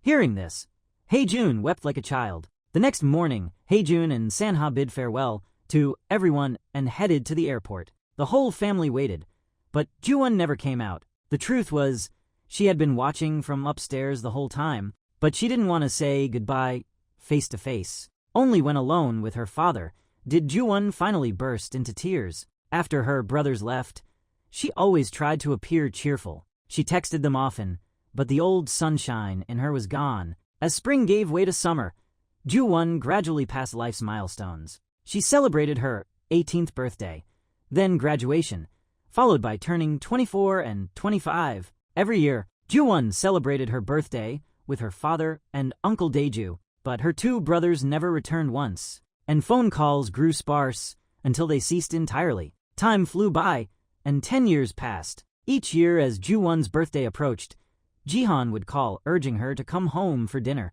But this year, business seemed to be going well, and Ju-won said she was busy but would come home if she could arrange it. Ju-won now owned a dessert shop. The moment she stepped inside, she heard a strange noise. Then she remembered Seo-yoon's warning from just minutes ago. I've noticed some suspicious people hanging around your shop lately. Now, Ju-won sensed danger. She spotted the hooded thief. Ju-won wrestled with the guy for a while, but he stubbornly refused to show his face. Furious, Ju-won decided to take him to the police station. Jihan and Daeju, hearing the commotion, rushed over in alarm. Jihan stormed forward, determined to see who was lurking suspiciously in his daughter's shop. After a brief struggle to see the person's face, Jihan was speechless. It was Haejun. Overjoyed, Jihan blurted out, what are you doing here?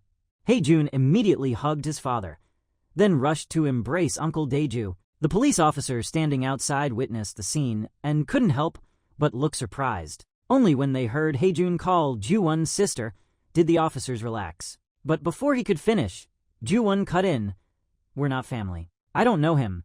Hae-jun didn't know how to respond. Shortly after, Sanha heard the news and rushed over. Another unexpected boy appeared, surprising everyone even more. After the matter was resolved, the entire family walked out of the police station. Ju-won pointed at both fathers and said to her two older brothers, "Look, while you were gone, Dad and Uncle's hair turned white. They've aged, and you came back without even calling." Hae-jun stammered that he had just been discharged from the military last Friday. Hae-jun explained he'd visited Dad's noodle shop several times over the past week, but felt he couldn't face anyone since he hadn't finished college and had given up basketball. These words stunned everyone. That evening, the family of 5 gathered around the dinner table like they had 10 years ago, yet the atmosphere was incredibly awkward and stiff. During the meal, Ju-won accidentally noticed the scars on Sanha's hand. Sanha quickly covered them with his sleeve. During dessert, Jihan and Dae-ju suddenly asked curiously, "How did you two come back together? Did you plan it?" The brothers explained their plan. "We came back together just before Ju-won's birthday. We're here to stay for good. And this year, we're going to give her a birthday celebration to remember." But Ju-won couldn't muster any joy. She coldly asked, "Who gave permission? For 10 years, I've always celebrated my birthday alone." With that, Ju-won turned and left, leaving the 4 men staring at each other, unsure what to say. Ju-won and Seo-yoon now shared an apartment. That night, Ju-won confided in Seo-yoon, "My 2 brothers are back, but I'm not as happy as I thought I'd be. I don't want to see them at all." Seo-yoon comforted her, suggesting they treat them like strangers. But moments later, both girls were stunned. To their shock, Sanha and Hae-jun had moved into the apartment next door. The brothers' plan was clear. They moved back to reconcile with Ju-won. Sanha was now a resident doctor and had chosen to start working at a hospital in his hometown. At his first orientation meeting, Sanha encountered Jun-ho, who had once pursued Ju-won. Additionally, Huiju, who had once pursued Sanha and was also Hae-jun's ex-girlfriend, was working at the same hospital. Meanwhile, Hae-jun visited the dessert shop to see his sister. Ju-won couldn't bear seeing her brother dressed so shabbily, without even a decent pair of shoes. Ju-won stepped forward and handed her brother a card, telling him to buy a decent pair of sneakers. But Ju-won had no idea about Hae-jun's secret. The brother she thought was broke, at that very moment, getting a message from a real estate agent. Back at the hospital, Sanha had a chance to chat with Jun-ho. Jun-ho said, "Ju-won is really happy now. Her dessert shop is doing great." Sanha listened proudly, then nervously pressed him, "Does Ju-won have a boyfriend?" Just as Jun-ho was about to answer, another doctor called him away, cutting their conversation short. Unable to reach Ju-won, Hae-jun went to her apartment and rang the doorbell. To his surprise, Seo-yoon opened the door, seeing the girl before him, unchanged from years past. Hae-jun smiled and said, "You haven't changed a bit." After speaking, Hae-jun playfully flicked Seo-yoon's forehead, leaving the girl utterly flustered. Hurrying inside, Seo-yoon checked her reflection in the mirror, tossing her hair to reveal a confident, elegant demeanor. At the hospital, Sanha suddenly received a text from his mother. Mrs. Kang said, So-hee wanted to see him, but the truth was quite the opposite. Mrs. Kang was merely using So-hee as an excuse to get Sanha to come home quickly. Meanwhile, So-hee saw her mother constantly texting her brother on her phone. So-hee told her mother to stop calling him, explaining he was on leave, but Mrs. Kang wouldn't listen. That evening was Ju-won's birthday. All 4 family members sat waiting for her return. Sanha and Hae-jun called her, but she didn't answer. Just as everyone thought Ju-won wouldn't come, she suddenly appeared. This made the whole family happy, and they shared a warm dinner together. Soon after, the family gathered around to light candles and cut the cake. But Ju-won remained unsettled, insisting she needed to clarify something with her 2 brothers. Ju-won first asked Hae-jun, "About 5 years ago, you suddenly cut off contact with the entire family. Did you know that when you disappeared, Dad was so worried that he called your birth father? He swallowed his pride to make that call." As Hae-jun struggled to respond, Sanha suddenly interjected, explaining Hae-jun had been injured during training. Jihan panicked, touching his son's leg, and then noticed a large scar on Haejun's ankle. Seeing his father's trembling hand, Haejun smiled reassuringly. "It's okay now. It really doesn't hurt anymore." Ju-won then asked Sanha, "You promised to come back after finishing your studies, but you didn't keep your word." Sanha stammered, unable to give a direct answer. Only while driving Ju-won home did Sanha finally speak up. "I'm sorry, Hyung. I came back late."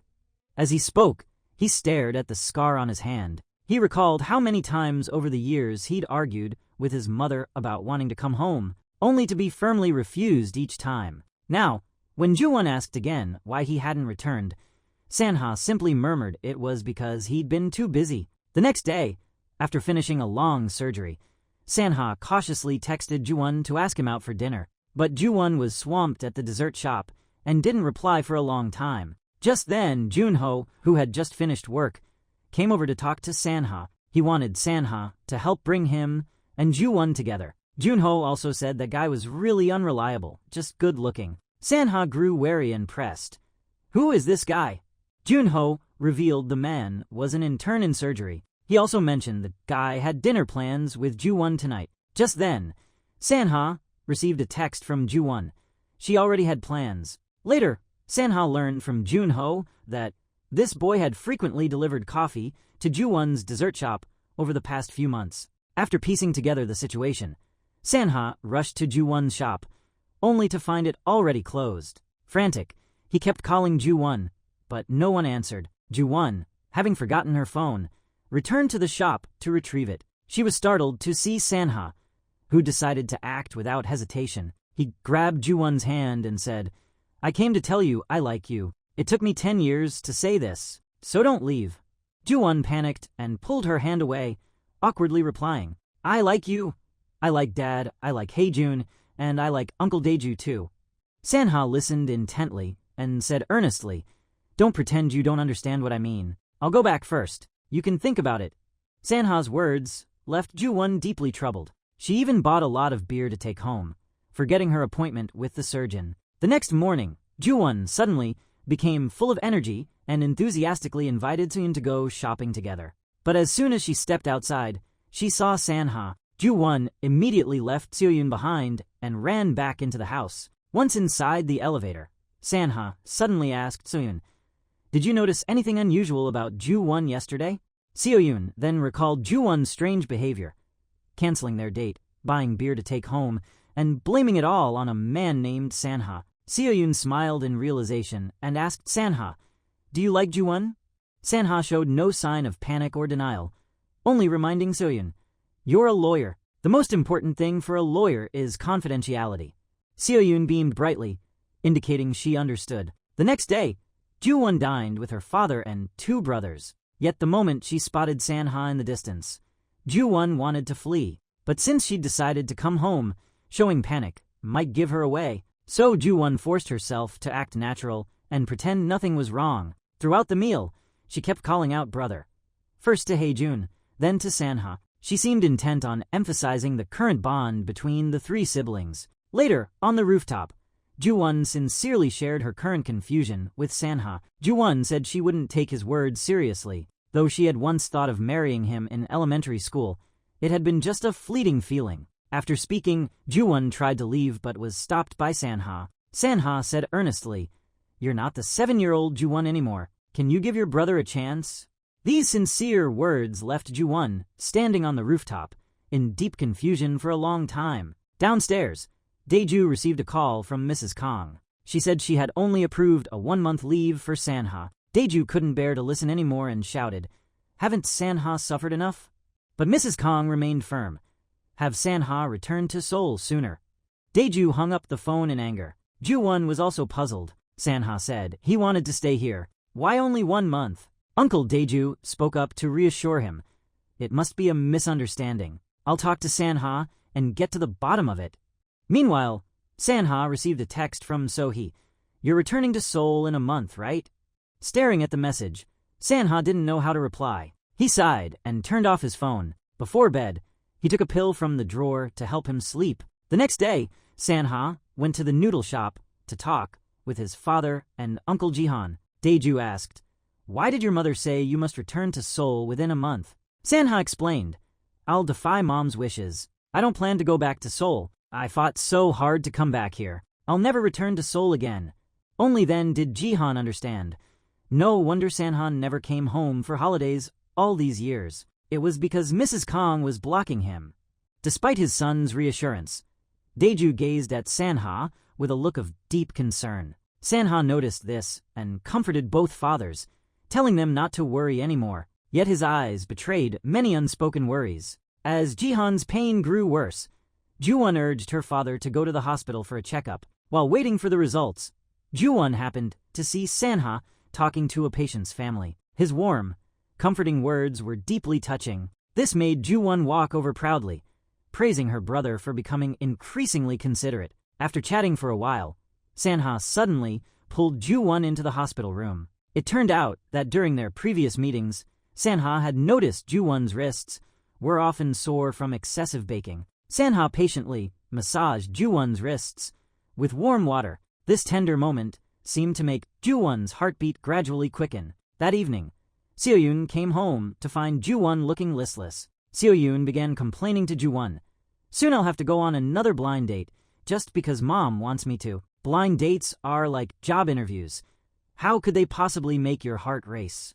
Hearing the words heart race suddenly, Ju-won realized her own problem. She recalled the moment at the hospital when facing Sanha had made her heart race and her mind go wild, finally understanding what her feelings were. As soon as the memory ended, Ju-won panicked, stood up, and ran into her room. Seo-yoon understood Ju-won's thoughts at a glance. The next day, Hae-jun went to visit his aunt. Seeing her nephew arrive, Eun-hae was deeply moved. As they parted, Eun-hae hesitated and asked, "Has your mother not contacted you?" Hae-jun could only offer a bitter smile at the question before quickly bidding Eun-hae farewell. On his way back, Hae-jun happened to see a figure from behind that strongly resembled his mother. This moment was again witnessed by Seo-yoon, and it all felt like a scene from their high school days. Seeing Hae-jun's reddened eyes, Seo-yoon said, "I won't tell Ju-won, but I won't agree unconditionally now. I want you to be my boyfriend."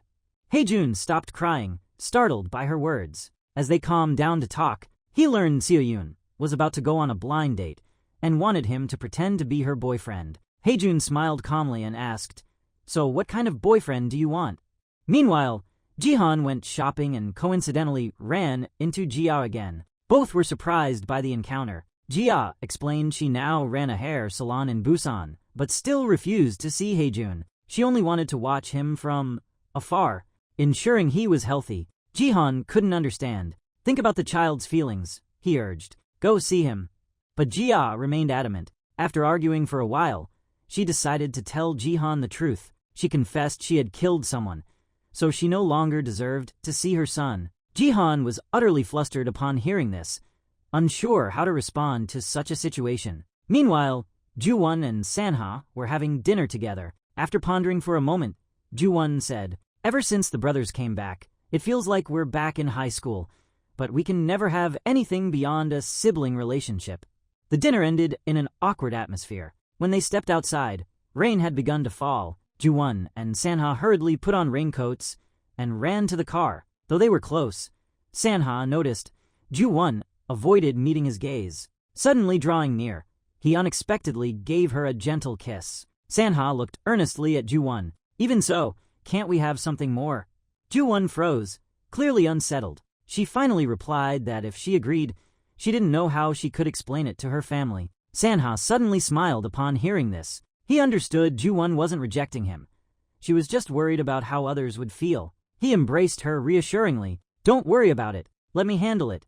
The unexpected kiss left Sanha flushed when he returned home, prompting Hae-jun to notice and tease him relentlessly. Meanwhile, Ju-won tossed and turned, unable to sleep. Her heart raced whenever she saw Sanha's messages, and she finally sent an awkward goodnight text. The two had now officially entered a romantic relationship. The next morning, Sanha hurried to the dessert shop for breakfast with Ju-won. They were in the middle of an intimate chat when 3 of Sanha's co-workers walked in. It was obvious they suspected something between Sanha and Ju-won, but the couple played it cool, acting as if nothing was going on. Ju-won cautioned Sanha, Before we tell Dad, Uncle Daeju, and Haejun, I don't want anyone else to know about us. Sanha smiled, agreed with his girlfriend, and fully supported her. Meanwhile, at the noodle shop, Jihan recounted his meeting with Jia to Daeju. He was now at a loss, only saying he'd go back to Busan the next day to try persuading her. Daeju responded that no matter what, she must explain why she abandoned Haejun. Both fathers worried whether Haejun, now unemployed, had enough confidence to meet his birth mother. They even discussed helping him find a job. The next day was Seo-yoon's blind date, and she deliberately dressed to look unattractive. Just as her date began speaking, Haejun suddenly appeared at the door. Haejun's handsome appearance made the girls in the shop swoon. Haejun had come to play the role of the devoted boyfriend, intending to take Seo-yoon away from the blind date. Seeing this, the blind date partner quickly left. Then Seo-yoon and Haejun walked and talked. Suddenly, a man ran over, addressing Haejun as Sir. He reported, "We've tried everything, but we still can't find a house in the 8 million won range." Seo-yoon's eyes widened upon hearing this. Haejun was watching, unsure how to explain. Haejun then honestly shared his plan with Seo-yoon. He asked her, "Do you think Dad would be angry if I bought him this house without telling him?" Seo-yoon smiled slightly and replied, "No, he'd like it, but you should tell him first." Haejun's mind suddenly cleared. He quickly thanked Seo-yoon and rushed to find his father. Back home, Haejun took out a passbook and handed it to his father. He said earnestly, "I originally planned to secretly use this money to buy Dad a store, but everyone advised me to ask Dad's opinion first." Jihan opened the passbook and stared in disbelief at the figure of 800 million won. Learning Haejun had worked so hard to repay him, Jihan angrily shouted at him, "Why did you work so hard to give money to Dad? Is it because you don't consider him your real father?" Seeing his father like this, Haejun could only leave sadly. He went to Seo-yoon again to confide in her. He was afraid his father would disown him. Seo-yoon comforted him. "He won't. I think Uncle isn't angry. He's just sad." Haejun smiled gratefully at Seo-yoon. That evening, Jihan told the neighbors about Haejun wanting to repay him with 800 million won. He asked if he'd been too harsh. The neighbors sighed, saying that will only make the child sad. Hearing this, Jihan, heart heavy, turned and retreated into the kitchen. The others began wondering, what could the child have done to earn so much money? One of Daeju's colleagues overheard and immediately pulled out his phone to search for Haejun's name. Junho came to the dessert shop to buy pastries, mentioning that Sanha seemed to have a cold. Hearing this, Ju-won couldn't focus on work. Worried, she hurried home. As soon as she entered the room, Ju-won saw Sanha drenched in sweat. She tried to find clothes for Sanha to change into, but just as she reached for the wardrobe, Sanha stopped her. Then he pushed Ju-won out. It turned out the wardrobe held sleeping pills Sanha had hidden. He didn't want Ju-won to worry. Thanks to his colleague's reminder yesterday, Daeju showed Jihan Haejun's photo. He proudly declared, "Yesterday, a few of us at work tracked down Haejun's information." Jihan's eyes lit up as he looked at the photo. Soon, the news spread like wildfire in the family group chat. At breakfast, Ju-won and Sanha saw the photos and were equally stunned. Haejun, seeing his father's photos in the group chat, rushed to the noodle shop. There, he was overjoyed to find his adoptive father seemed immensely proud of him, even displaying his photo outside the shop to boost business. Later, people complimented Haejun on his handsome looks, saying he was the spitting image of Jihan. This made him incredibly happy. Just then, Haejun received a message from Eun-hye. Hesitantly, she revealed the address of Haejun's mother. After reading the message, Haejun hurriedly hailed a taxi and rushed straight to his mother's hair salon. Arriving there, Haejun secretly watched his mother from a distance. Seeing that she was doing well, he seemed unable to muster the courage to face her. Sanha and Ju-won happened to see Haejun alone and looking gloomy on their way home. The two hurried over to ask Haejun what was wrong. After hearing his story, they learned Haejun had seen his mother but hadn't dared to face her. Ju-won urged Haejun to be brave, but Haejun refused and went home heartbroken. Seeing this, Ju-won and Sanha resolved to go to the address in Haejun's message. To their shock, they discovered Jihan had also arrived at the same location. After learning the details, Ju-won and Sanha decided to conceal the fact that Haejun had already sought out Jia, They feared revealing it might cause Jia to leave again, but Ju-won couldn't contain his anger. Do you know Hae-jun has lived his whole life thinking he's a burden to his mother? Jia could only kneel in anguish and plead, I just want him to live a normal life. His mother is still a murderer. Meanwhile, at home, Hae-jun welcomed two visitors, Mrs. Kang and So-hee. While touring the house, So-hee blurted out, this really looks like Sanha's room. Mrs. Kang hastily denied it. He's only staying here for a month. Hae-jun reacted with surprise. Sanha only moved here for a month? Mrs. Kang replied, we don't want outsiders meddling in our family affairs. Hae-jun was speechless and prepared to leave, but at the door he turned back. If it's about Sanha, then I'm no outsider. Hae-jun called Sanha, but couldn't get through. Just then, Hae-jun spotted Sanha and Ju-won together. Seeing Hae-jun approaching angrily, Sanha and Ju-won quickly let go of each other's hands. Hae-jun said, your mom's here, Sanha. Sanha's eyes widened in surprise for a split second before a wry smile spread across his face. The moment she entered the room, So-hee ran over and hugged her brother. Sanha slowly walked toward the door, suddenly recalling his mother's scolding from their time in Seoul. After a moment of composure, he steeled himself and entered the room. Mrs. Kang accused him. Did you selfishly decide this just to see me die? Her words made Sanha's eyes redden. He replied tearfully, Mom will be fine. Because even if I die, you wouldn't care. Faced with the accusations, Mrs. Kang couldn't take it anymore. She stood up and slapped Sanha hard across the face, shouting, do you know how many tears your mother has shed because of So-hee? Sanha only asked his mother, are you sure those tears were for So-hee? Then Sanha softly said to Mrs. Kang, you and So-hee go back to Seoul. I won't leave anymore. After spending the night at Ju-won's place, Hae-jun asked Ju-won, where's Seo-yoon? Did she spend the night out?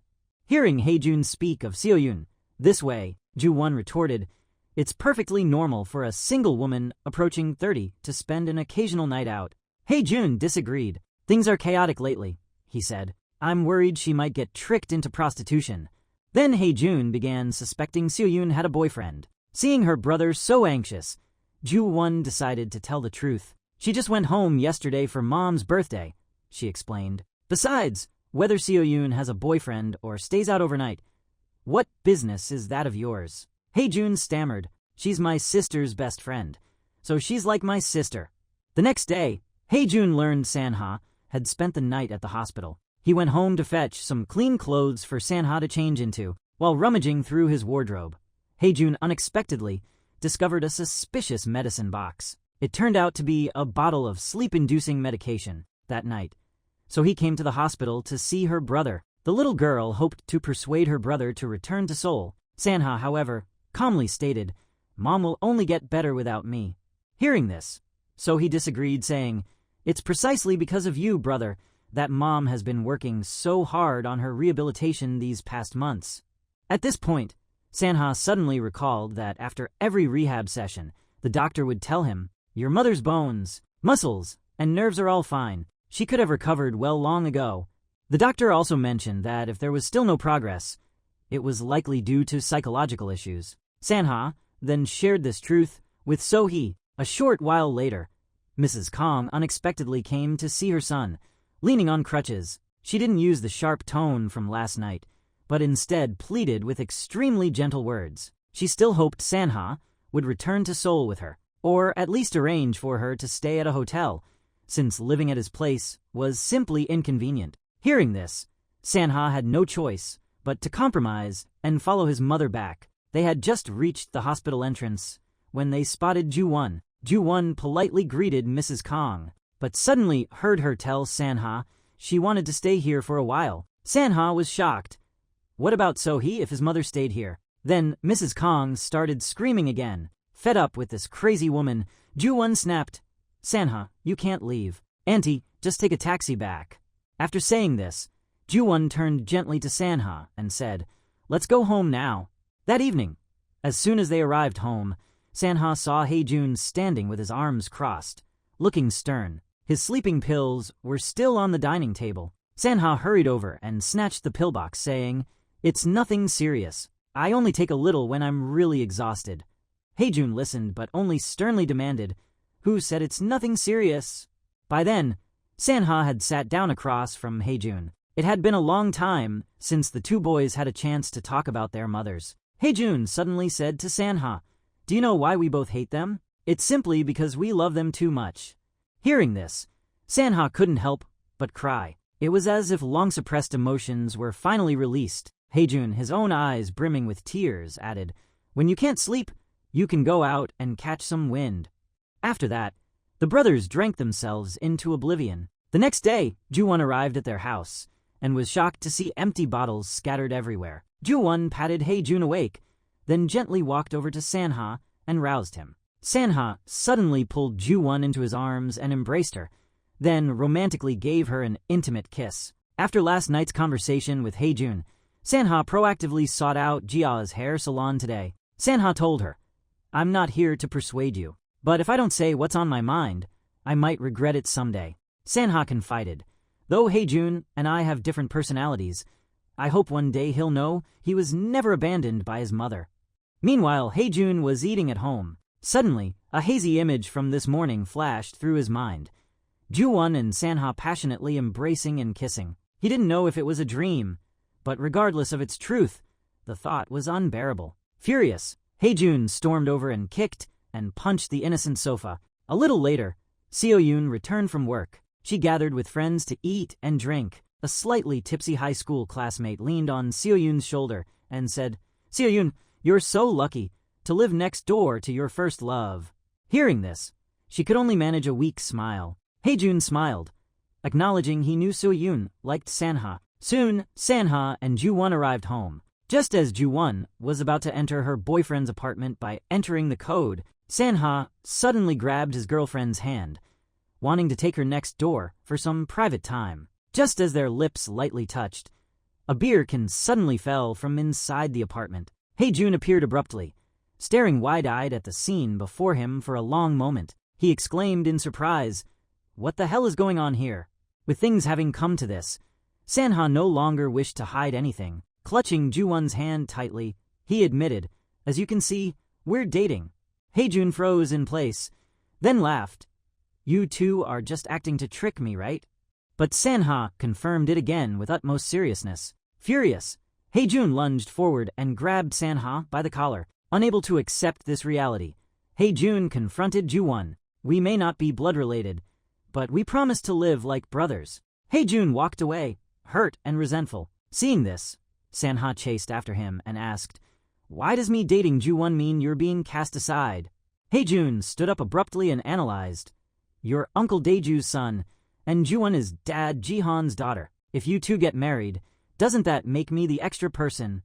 Sanha listened, filled with doubt, and asked, "Are you afraid we'll abandon you?" Haejun couldn't calm down and admitted with hurt, "Yes. My birth father abandoned me before I was even born. When I grew a little older, my birth mother abandoned me too." After hearing this confession, Sanha no longer tried to keep Haejun. The next morning, Sanha opened the door and immediately ran into Haejun. Seeing this, Sanha instantly texted Ju-won. Haejun went home. "You don't need to worry anymore."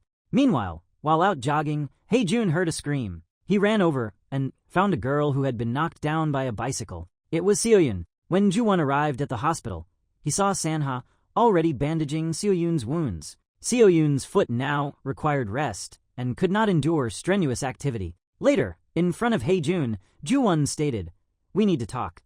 This statement left Ju-won utterly baffled. Sanha then explained, "After Haejun's leg surgery in the US, he called me. He sounded both joyful and sorrowful, saying, 'I gained a sister, but with her, I realized I'm no longer part of their family.'"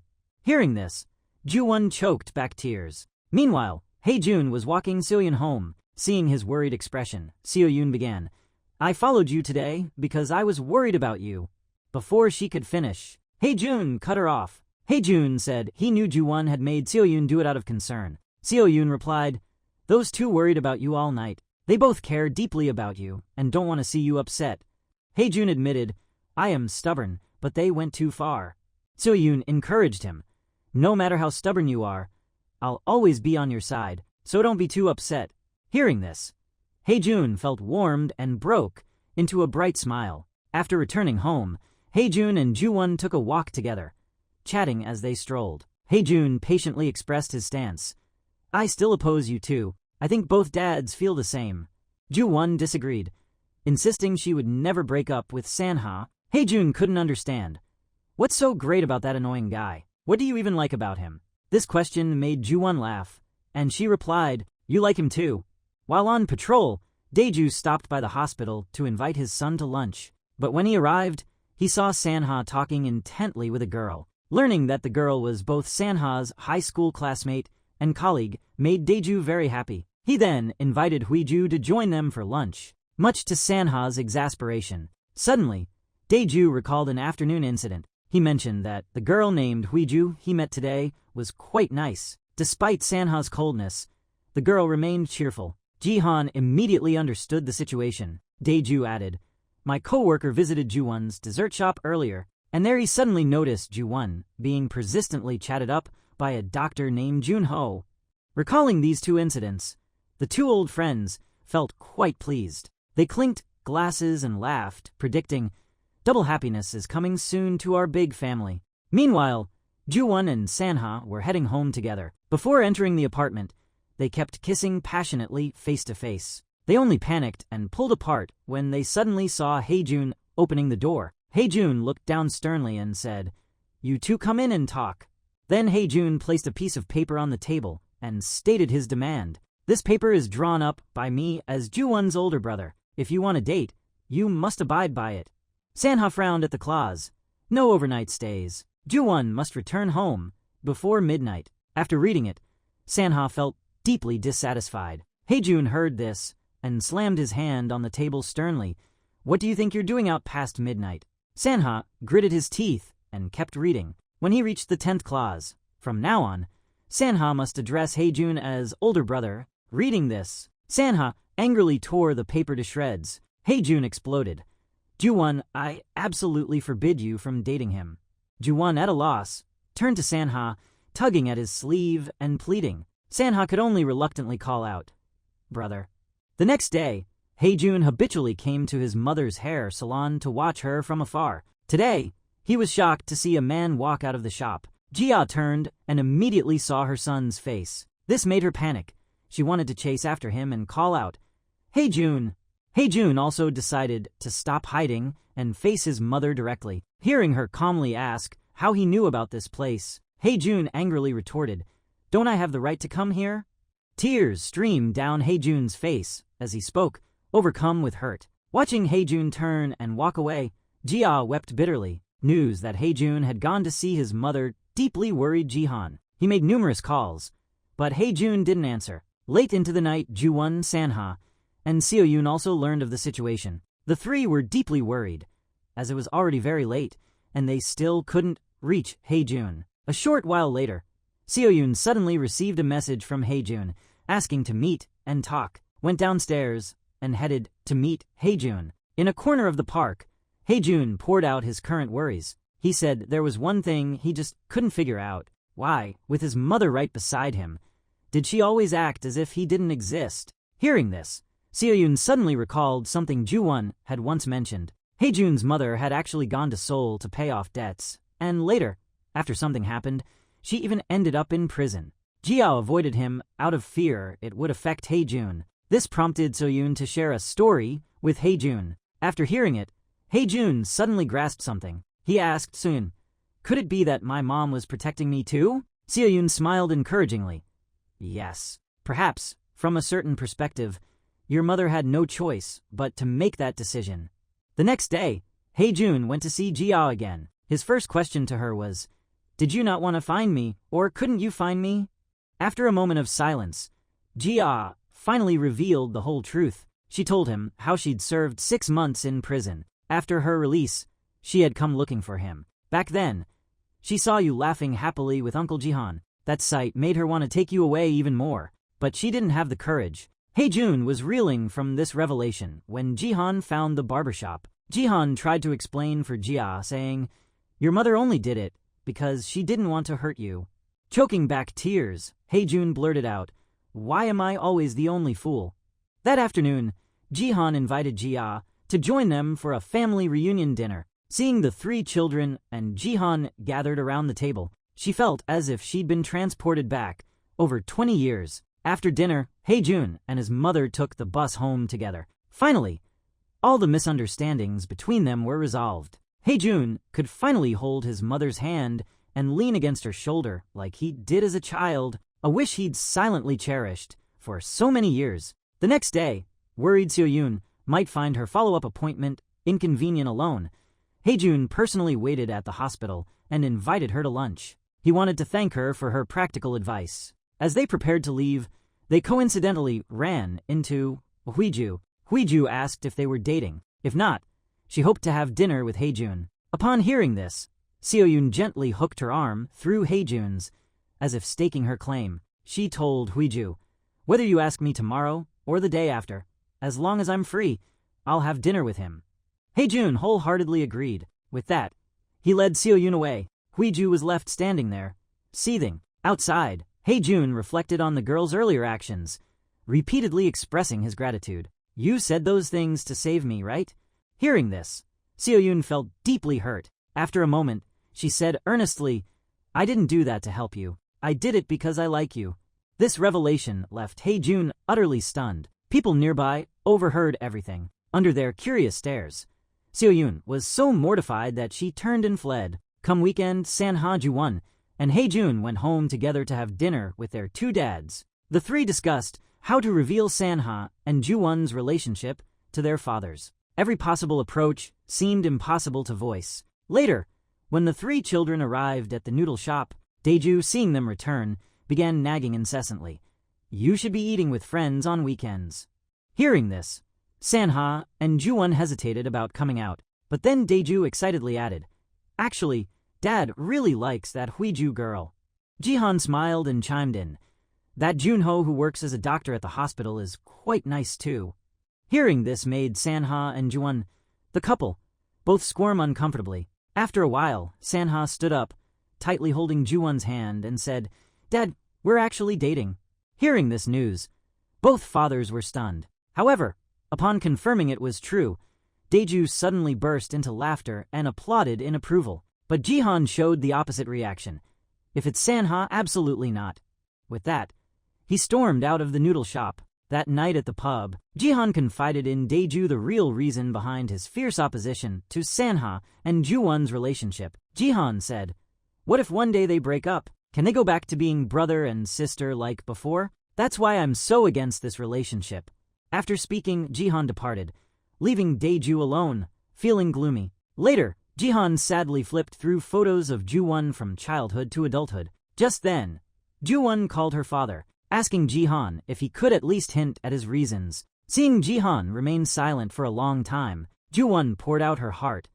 "Many children have mothers, yet their hair is always messy. But I was always kept clean and tidy by my dad. Even as I grew up, I never felt I lacked a mother's love." These words moved both father and daughter to tears. Jihan returned home to find Sanha waiting for him. At the dinner table, as both men were slightly tipsy, Sanha said, "I only wish Uncle would approve of this relationship."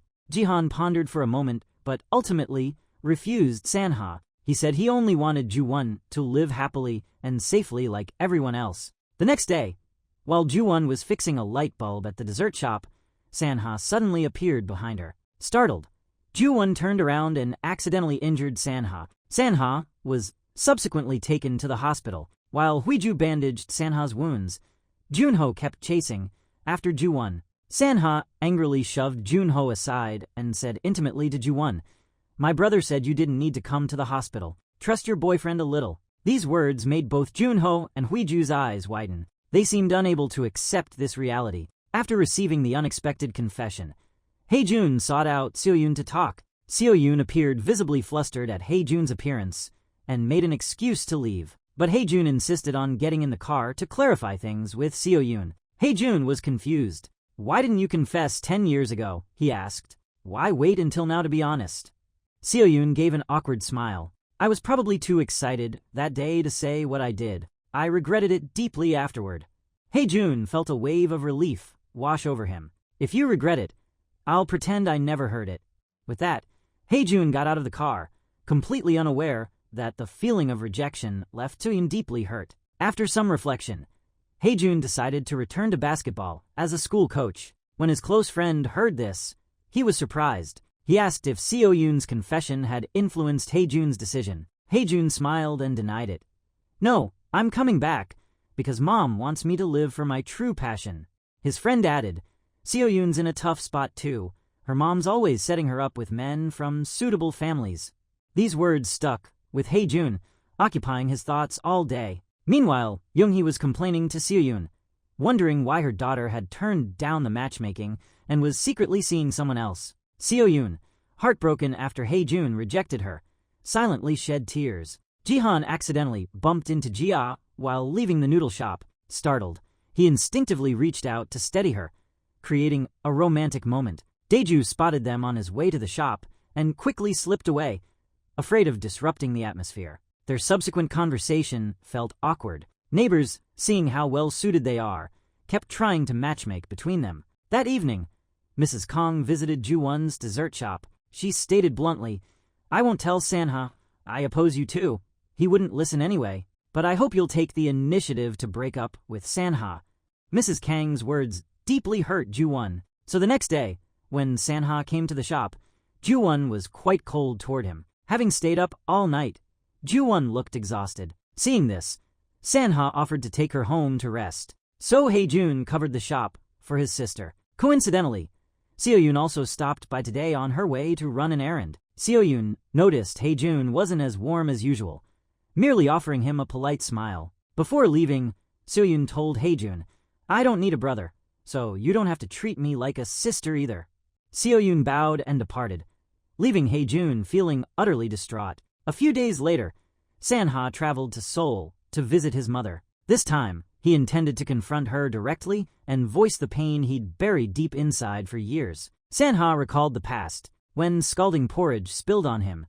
His mother only worried about his sister's burned finger. She didn't even glance at Sanha, merely ordered him to help his sister. After hearing her son's story, Mrs. Kong only shouted, "Why didn't you say this then?" She showed no further concern, entering her room with her cane, leaving Sanha standing outside the door just as he had as a child. Knowing his mother was still listening, Sanha poured out his sorrow. "I'm sorry. I pretended everything was fine. I tried so hard to act mature so you wouldn't worry." Every day, Ju-won felt saddened by Mrs. Kang's words. She began to doubt if love even existed. She didn't know if their feelings were love or just dependency. Ju-won asked her father, "Dad, what do you think love is? Why do you love Mom?" Jihan smiled and replied, "Because Mom is like Dad's whole world." Hearing this answer, Ju-won felt a sudden clarity, tears welling up in her eyes with joy. She then excitedly hugged her father, with her heart unburdened. Ju-won went to the station the next day, filled with happiness, to meet Sanha returning from Seoul. She even boasted to Sanha, "I've finally realized it. I know I love Sanha deeply." After saying this, the two shared a passionate kiss. The next day, Sanha went alone to the noodle shop to meet Jihan. He was determined to convince his parents to support his relationship with Ju-won. Sanha declared firmly, "I will make sure Ju-won is happy and content every single day." Jihan asked sternly, "What about when things get tough? Do you two think you'll never argue for the rest of your lives?" He added that no matter what happened, Uncle would always side with Ju-won. This conversation officially secured family support for Sanha and Ju-won's relationship. After reuniting with his mother, Hae-jun often dined and chatted with her. Jia was overjoyed to learn her son had returned to basketball. She couldn't help asking, "What about Jihan? Did he agree?" Seeing this special concern, Hae-jun couldn't help but smile as he replied, "He said the same as Mom. As long as I'm happy." Hae-jun wanted to bring the two together, so he went to the dessert shop to discuss with Ju-won how to create more opportunities for their parents to meet. Just as they were talking, Hae-jun suddenly saw Seo-yoon walk in with another man. According to Jun-ho, this was Seo-yoon's new blind date. Hearing this, an uneasy feeling suddenly welled up inside Hae-jun. A little later, Sanha also dropped by the dessert shop. Coincidentally, Seo-yoon's blind date turned out to be one of Sanha's former patients. The boy greeted Sanha and praised him, saying it was thanks to the doctor's treatment that he could play basketball again. Sanha, suggested the three of them play a game of basketball together to get to know each other. Hae-jun immediately agreed. He quickly called his teammates to the court. The ensuing game was fiercely competitive. In the end, Seo-yoon's blind date was the one who lost. Hae-jun emerged victorious. He had one condition for ending the game. He wanted to walk Seo-yoon home alone. Hae-jun nervously tried to say something, but Seo-yoon cut him off. She smiled and said, "No matter what you say today, I still like you." Hae-jun gazed intently at Seo-yoon and voiced his feelings from the past few days. "I don't think what we have is just brotherly affection. Will you go out with me?" Hearing her secret crush's confession suddenly, Seo-yoon was stunned into disbelief. Both their faces shone with indescribable joy. After Sanha and Ju-won confirmed their relationship, Dae-ju informed Mrs. Kang that Sanha had a girlfriend. He added cheerfully, "Even though we're divorced, you're still Sanha's mother." Mrs. Kang neither agreed nor disagreed. She had just one thing to say. "So he wants to study in the US. I'll be going with her, so I'll be staying at your place soon." Dae-ju was surprised but said nothing more. Ju-won sought out Jia's hair salon to talk. She wanted to explain the thoughtless words she'd spoken as a child. Ju-won confessed he'd said those things out of fear his father would be taken away. Jia was deeply moved by Ju-won's profound sincerity. So the next day, she shyly visited Jihan's noodle shop. Though awkward, she met Jihan's gaze and said, "I don't know how to make kimchi or do housework, but I want to learn these things from now on." Jihan seemed to understand her meaning. He remained seated. Jia, receiving no response, rose to leave awkwardly, but was suddenly pulled back by Jihan. He, too, spoke his heart. "Actually, you don't need to learn kimchi making or housework. All we need is to live happily together until we're old." Jihan and Jia held hands warmly, both wearing blissful smiles. Soon after, Dae-ju enthusiastically joined choir and other enriching classes to prepare for a performance at Jihan's wedding. His warm voice captivated many middle-aged women, yet Dae-ju still preferred the joy of single life. Less than a month remained until Jihan's wedding. He practiced romantic gestures daily, eagerly anticipating the big day. Meanwhile, Hae-jun and Seo-yoon grew increasingly happy. During this time, Sanha was arranging accommodations for his mother and sister in the United States. Ju-won hoped Sanha would return soon. The night before the wedding, Sanha sneaked home, hoping to surprise Ju-won, but the surprise was on him. Ju-won was already at his apartment. She had come to pick up the wedding rings Hae-jun had prepared for their parents.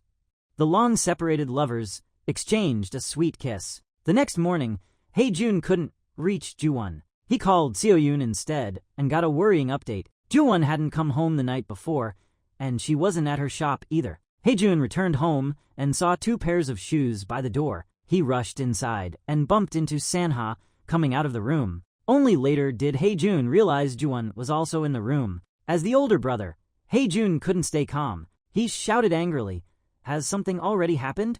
Sanha immediately called out brother in a submissive tone. Later, at Jihan's wedding, Hae-jun watched his 2 younger siblings sitting beside him and warned them to behave appropriately. Ju-won forced a smile and hastily agreed. Sanha kept trying to win Hae-jun over from the side. The wedding proceeded in a warm and joyful atmosphere. Everyone gathered for a commemorative photo. Every face beamed with radiant smiles, filled with happiness and fulfillment. No matter the past, present, or future, they would still choose to be a family.